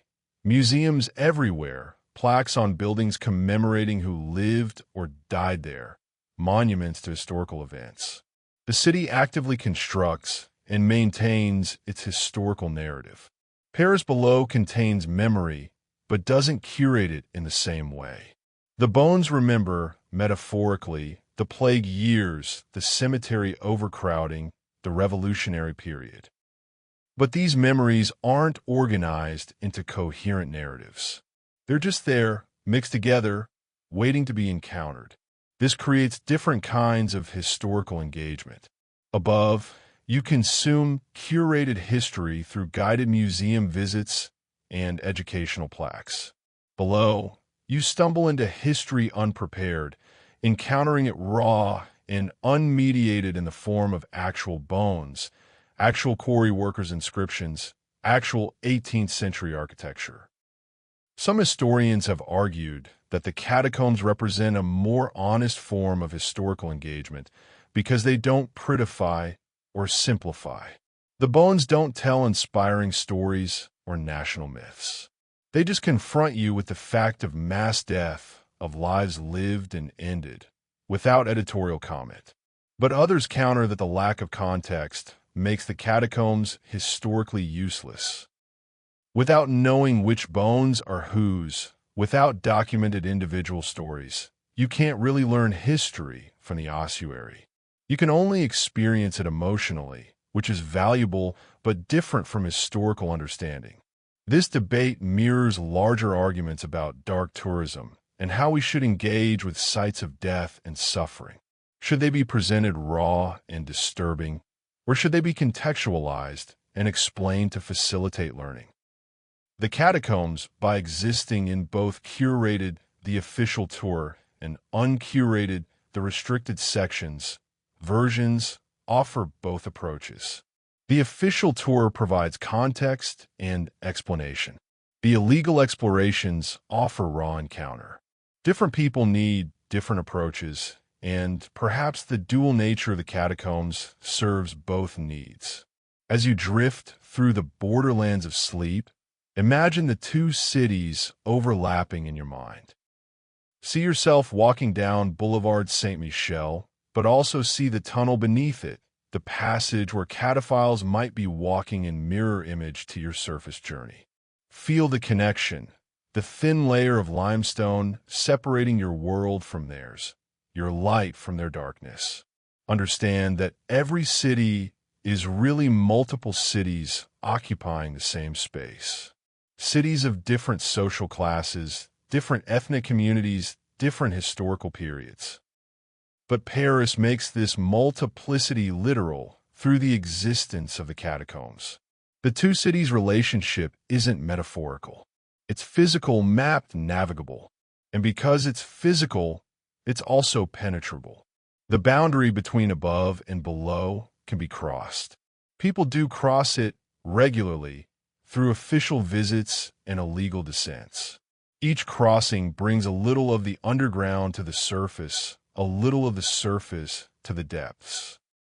Each crossing proves that the two cities, no matter how different, remain connected, remain part of the same larger whole. The keeper watches over this connection too, making sure the boundary remains meaningful even as it remains permeable. It guards the passageways between worlds, ensures that those who cross do so with awareness and respect, maintains the integrity of both cities by regulating movement between them. Paris above and Paris below, the city of light and the city of bones. Two halves of one whole, each incomplete without the other, together forming the full reality of what Paris is: beautiful and terrible, alive and dead, reaching toward heaven and extending into hell, all at once, all in the same space, divided and united by 20 meters of earth and stone and the eternal darkness that no amount of surface light can fully dispel. We've journeyed together through the empire of death, from the first limestone quarries carved by Roman hands to the organized ossuary created in the 18th century, from the tragic fate of Philibert Espert to the modern cataphile community, from supernatural legends to the lived reality of contemporary exploration. We've descended the 131 steps, walked among 6 million dead, and climbed back to the surface changed by what we've seen. But what does it all mean? What should we take away from this long meditation on death, darkness, and the hidden spaces beneath one of the world's most beautiful cities? Perhaps the first lesson is about the relationship between death and life. Modern Western culture tries to separate them, to keep death hidden away in hospitals and funeral homes, to sanitize and distance ourselves from the physical reality of what happens when we die. We use euphemisms, passed away, lost, gone, to avoid saying the word died. The catacombs don't allow this distance. They confront you with death in overwhelming abundance. 6 million human beings reduced to bones, stacked from floor to ceiling, extending for kilometers. There's no way to euphemize or prettify this. It's just death, raw and undeniable. And paradoxically, this brutal honesty can be freeing. When you can't avoid death, when you have to walk through it literally surrounded by the bones of the dead, something shifts. Death becomes not a distant horror to be feared, but a present reality to be acknowledged. And acknowledging it can reduce its power to terrify. Many people report that visiting the catacombs makes them appreciate life more. Not in a generic life is precious way, but in a specific, immediate way. When you emerge back into the sunlight after an hour among the bones, everything seems more vivid. Colors are brighter. Sounds are sharper. The simple act of breathing feels miraculous. This is what confronting mortality does when done in the right way, at the right depth. It doesn't make you morbidly depressed. It makes you vividly alive, aware of the gift and the temporariness of existence in equal measure. The second lesson is about community and tradition. The cataphile culture shows how humans will create social structures and meaning-making systems in even the most unlikely contexts. The catacombs, illegal to access, dangerous to navigate, should theoretically discourage community formation. Everyone should be alone, isolated, keeping their activities secret. But instead, a rich culture has developed, with shared knowledge, established norms, rituals and traditions, forms of initiation and belonging. The cataphiles have created a society within a society, an alternative Paris that exists in the shadows of the official city. This demonstrates something fundamental about human nature. We need belonging. We need shared endeavor. We need traditions that connect us to those who came before and those who will come after. And we'll create these things in whatever context we find ourselves, even if that context is illegal exploration of underground bone repositories. The Keeper legend is part of this. It's a shared belief system that creates cohesion, establishes values, and provides meaning. Whether or not the Keeper exists in any objective sense, it exists socially, culturally, psychologically. And that existence is real in its effects. The third lesson is about the limits of knowledge and control. Authorities have been trying to fully map and regulate the catacombs for over 2 centuries. They've made enormous progress, creating detailed maps, sealing entrances, establishing patrol systems. But they've never succeeded completely, and they never will. The catacombs are too vast, too complex, too constantly changing through small collapses and new discoveries. There will always be unmapped sections, unknown chambers, secrets waiting in the darkness. This irreducibility to complete knowledge is important. It reminds us that not everything can be cataloged, controlled, fully understood.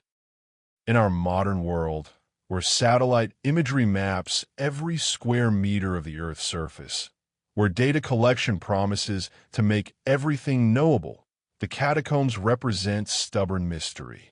They refuse to be fully revealed, fully understood, fully controlled. And in that refusal, they preserve something valuable, genuine unknown, authentic frontier, real wildness in the heart of one of the world's most civilized cities. The fourth lesson is about perspective and scale. 6 million people is an almost incomprehensible number. We can't really visualize it, can't truly grasp what it means. But in the catacombs, you experience it physically, viscerally, walking past wall after wall after wall of bones that seem to extend infinitely into the darkness. This physical encounter with massive death toll provides perspective on our own significance. Each of us is one life among billions, one brief existence among countless others. This could be depressing, a reduction of our importance to insignificance, but it can also be liberating. If we're all equally temporary, all equally fated to become bones eventually, then we're also all equally valuable in the brief moment we have. The catacombs democratize death, and in doing so, they democratize life. A billionaire's bones look the same as a beggar's bones. Power, wealth, fame, all the things we spend our lives pursuing, they don't survive death. Only the fact of having lived survives, and even that only as long as someone remembers. This perspective can help us focus on what truly matters. The quality of our lived experience, the depth of our connections with others, the meaning we create rather than the status we accumulate. The fifth lesson is about respect for the past and those who came before. The 6 million people in the catacombs lived lives that matter, even though we don't know their names or their stories. They loved and suffered, hoped and feared, just as we do. They're not just decoration, not just aesthetic elements in an underground attraction. They're our ancestors in the broadest sense, the human beings who came before us and made our world possible. The cataphile ethic of respect, don't touch the bones, don't vandalize, treat the space with dignity, acknowledges this. It recognizes that these remains deserve reverence, not because of who they were in life, we don't know that, but because they were human and their humanity persists even in death. This ethic could extend beyond the catacombs. How do we treat all the past, all the people who came before? Do we honor their contribution to making our present possible? Do we learn from their mistakes and build on their achievements? Or do we dismiss them as irrelevant, ignore their wisdom, assume we know better simply because we came later? The catacombs invite us to consider these questions seriously. The sixth lesson is about darkness and light, both literal and metaphorical. The catacombs are dark, absolutely and essentially dark. Light exists there only when brought by visitors, and even then, it creates small bubbles of visibility surrounded by infinite darkness. This physical darkness mirrors psychological and spiritual darks, the unknown, the feared, the repressed aspects of ourselves and our society that we keep hidden. Descending into the catacombs is a kind of shadow work, a deliberate engagement with what we usually avoid. But here's the interesting thing. The darkness in the catacombs isn't evil or malevolent. It's just dark, neutral. It holds bones and stone and history, but it doesn't judge. The fear we feel in the darkness comes from us, not from the darkness itself. Learning to be comfortable in darkness, both literal and metaphorical, is a valuable skill. It means you can confront difficult truths, can sit with uncomfortable feelings, can explore the hidden aspects of yourself and your world without panic. The catacombs teach this lesson simply by existing, by being a space where darkness is normal and natural, where you have to bring your own light or walk by someone else's, where the darkness is vast but not infinite, bounded by stone walls even if you can't always see them. The seventh and final lesson is about stories and meaning-making. Throughout this exploration, we've encountered countless stories. Philibert Esparte's fatal descent, the vanishing explorer with the camera, the protective interventions of the keeper, the cataphile adventures and misadventures. Some of these stories are historically documented. Others are legends of uncertain provenance. Still others are personal experiences that may or may not be objectively verifiable. But here's what's important. All of them matter. They all contribute to how people understand and relate to the catacombs. They create narrative frameworks that make the space meaningful rather than just a collection of tunnels and bones. Humans are storytelling creatures. We make sense of our world through narrative. The catacombs, with their overwhelming physical presence, demand stories to help us process them. And the stories that have developed over centuries of human engagement with the tunnels. Scary stories, protective stories, cautionary stories, inspiring stories, collectively create the cultural reality of what the catacombs are. This is true not just for the catacombs, but for everything. The stories we tell about our lives, our relationships, our world shape our experience of them. We're all constantly narrating our existence, creating meaning through the stories we construct and the stories we accept. The catacombs remind us to choose our stories carefully, to be intentional about the narratives we embrace, to recognize that meaning isn't found but made through the tales we tell ourselves and each other about what matters and why. As this long journey draws to a close, as your consciousness drifts fully into sleep, carry these lessons with you.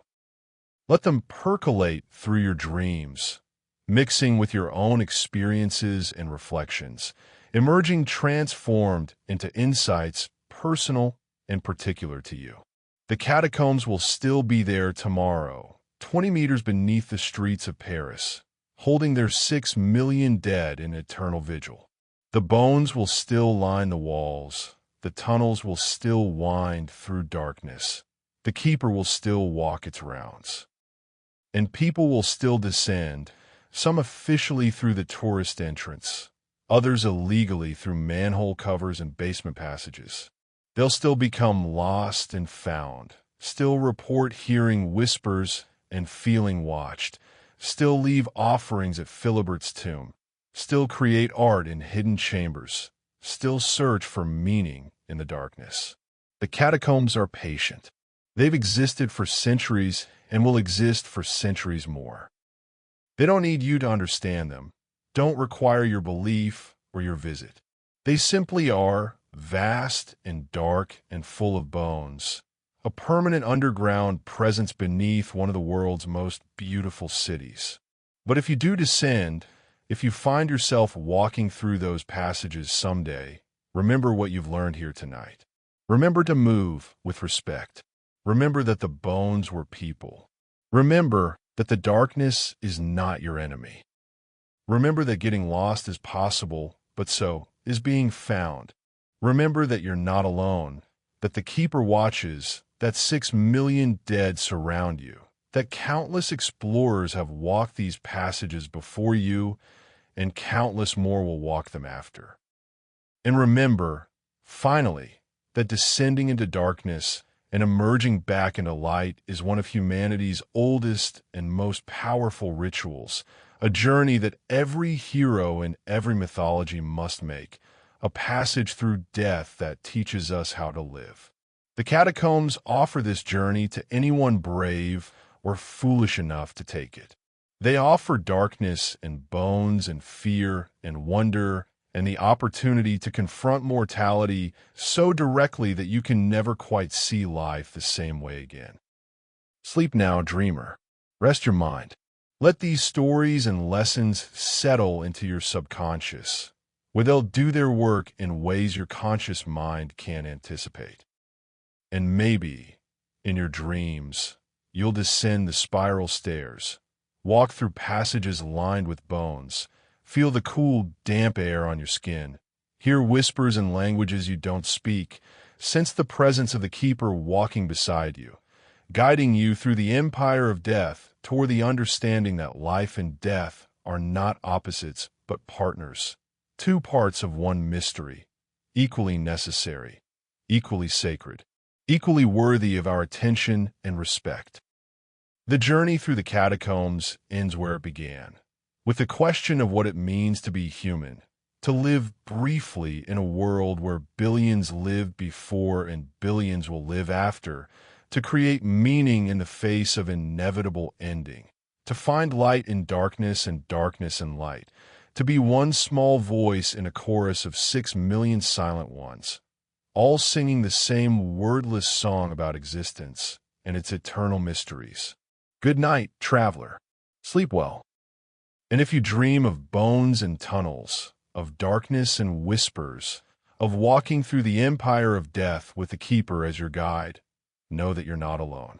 Millions before you have dreamed these dreams, and millions after you will dream them too.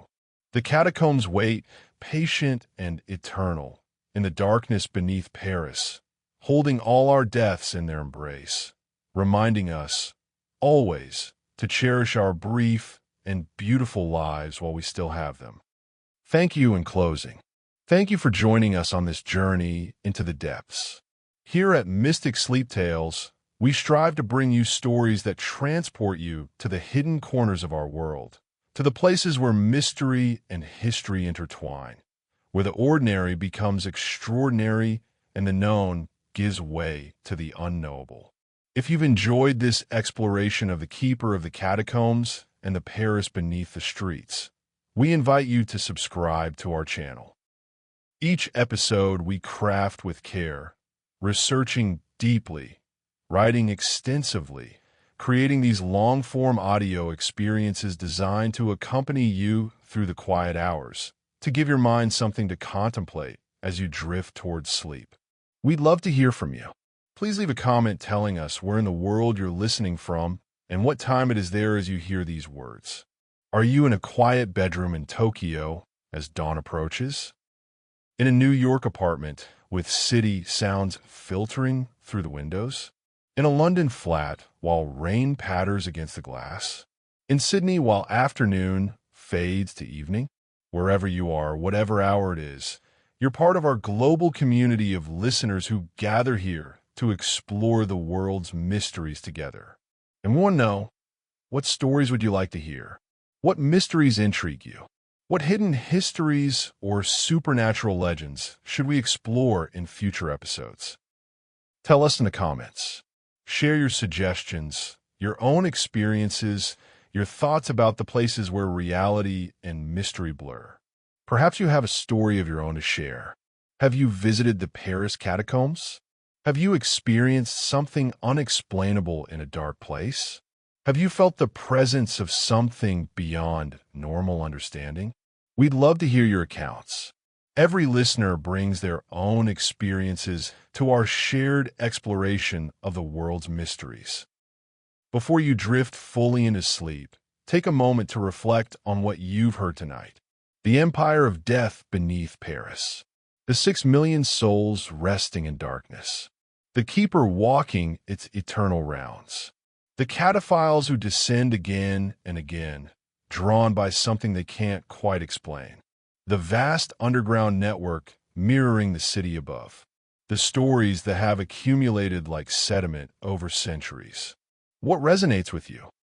What will you carry into your dreams and into your waking life tomorrow? Perhaps it's the reminder that death is universal, that we all share this fate regardless of how different our lives might be. Perhaps it's the courage of those who descend into darkness seeking meaning, seeking adventure, seeking something they can't find in the surface world. Perhaps it's the power of stories to create meaning and community even in the most unlikely places. Perhaps it's simply the wonder that such a place exists, that beneath one of the world's most visited cities lies a world that most will never see. Whatever speaks to you, hold it close. Let it inform how you live, how you think, how you understand your place in the grand sweep of human existence. And remember, always, that mysteries remain in our world. Not everything is known. Not everything is mapped. Not everything can be explained. And that's beautiful. That's what keeps life interesting, what keeps us curious, what keeps us humble in the face of all we don't and perhaps can't understand. The catacombs are real. They exist right now as you listen to these words. The bones are there. The tunnels are there. The keeper, whatever it might be, is there. This isn't just a story we've told. It's a reality, a place you could visit if you chose to, a mystery you could engage with directly. But you don't have to descend physically to benefit from what the catacombs teach. You've descended mentally tonight, exploring through words and imagination what exists beneath Paris. And that exploration is valuable too, another form of the journey that the catacombs offer to all who encounter them, whether in person or in contemplation. So sleep now, knowing that mysteries remain. Sleep knowing that darkness holds wonders as well as fears. Sleep knowing that death, while universal, is not the end of meaning or memory. Sleep knowing that beneath Paris, beneath all cities, beneath all the surface realities we inhabit, there are depths waiting to be explored, stories waiting to be told, and keepers watching over spaces we barely know exist. Thank you for listening to Mystic Sleep Tales. Until next time, when we'll explore another corner of our mysterious world, rest well, dream deeply, and remember that even in the darkest places, there's always light. The light you bring with you, the light of consciousness, of curiosity, of the human spirit that refuses to accept that everything is known, that insists on descending into the unknown and returning with stories to share. Good night, travelers. The Keeper watches over you too, wherever you are, whatever darkness you might face. You're not alone. You are never alone. 6 million dead beneath Paris remind us of that. We are all connected, all part of the great mystery of existence, all walking through our own catacombs toward an ending we can't avoid and a meaning we must create for ourselves. Sweet dreams. See you in the shadows. Until our next journey together into the mystical, the mysterious, the stories that help us sleep and wake us to wonder. Good night.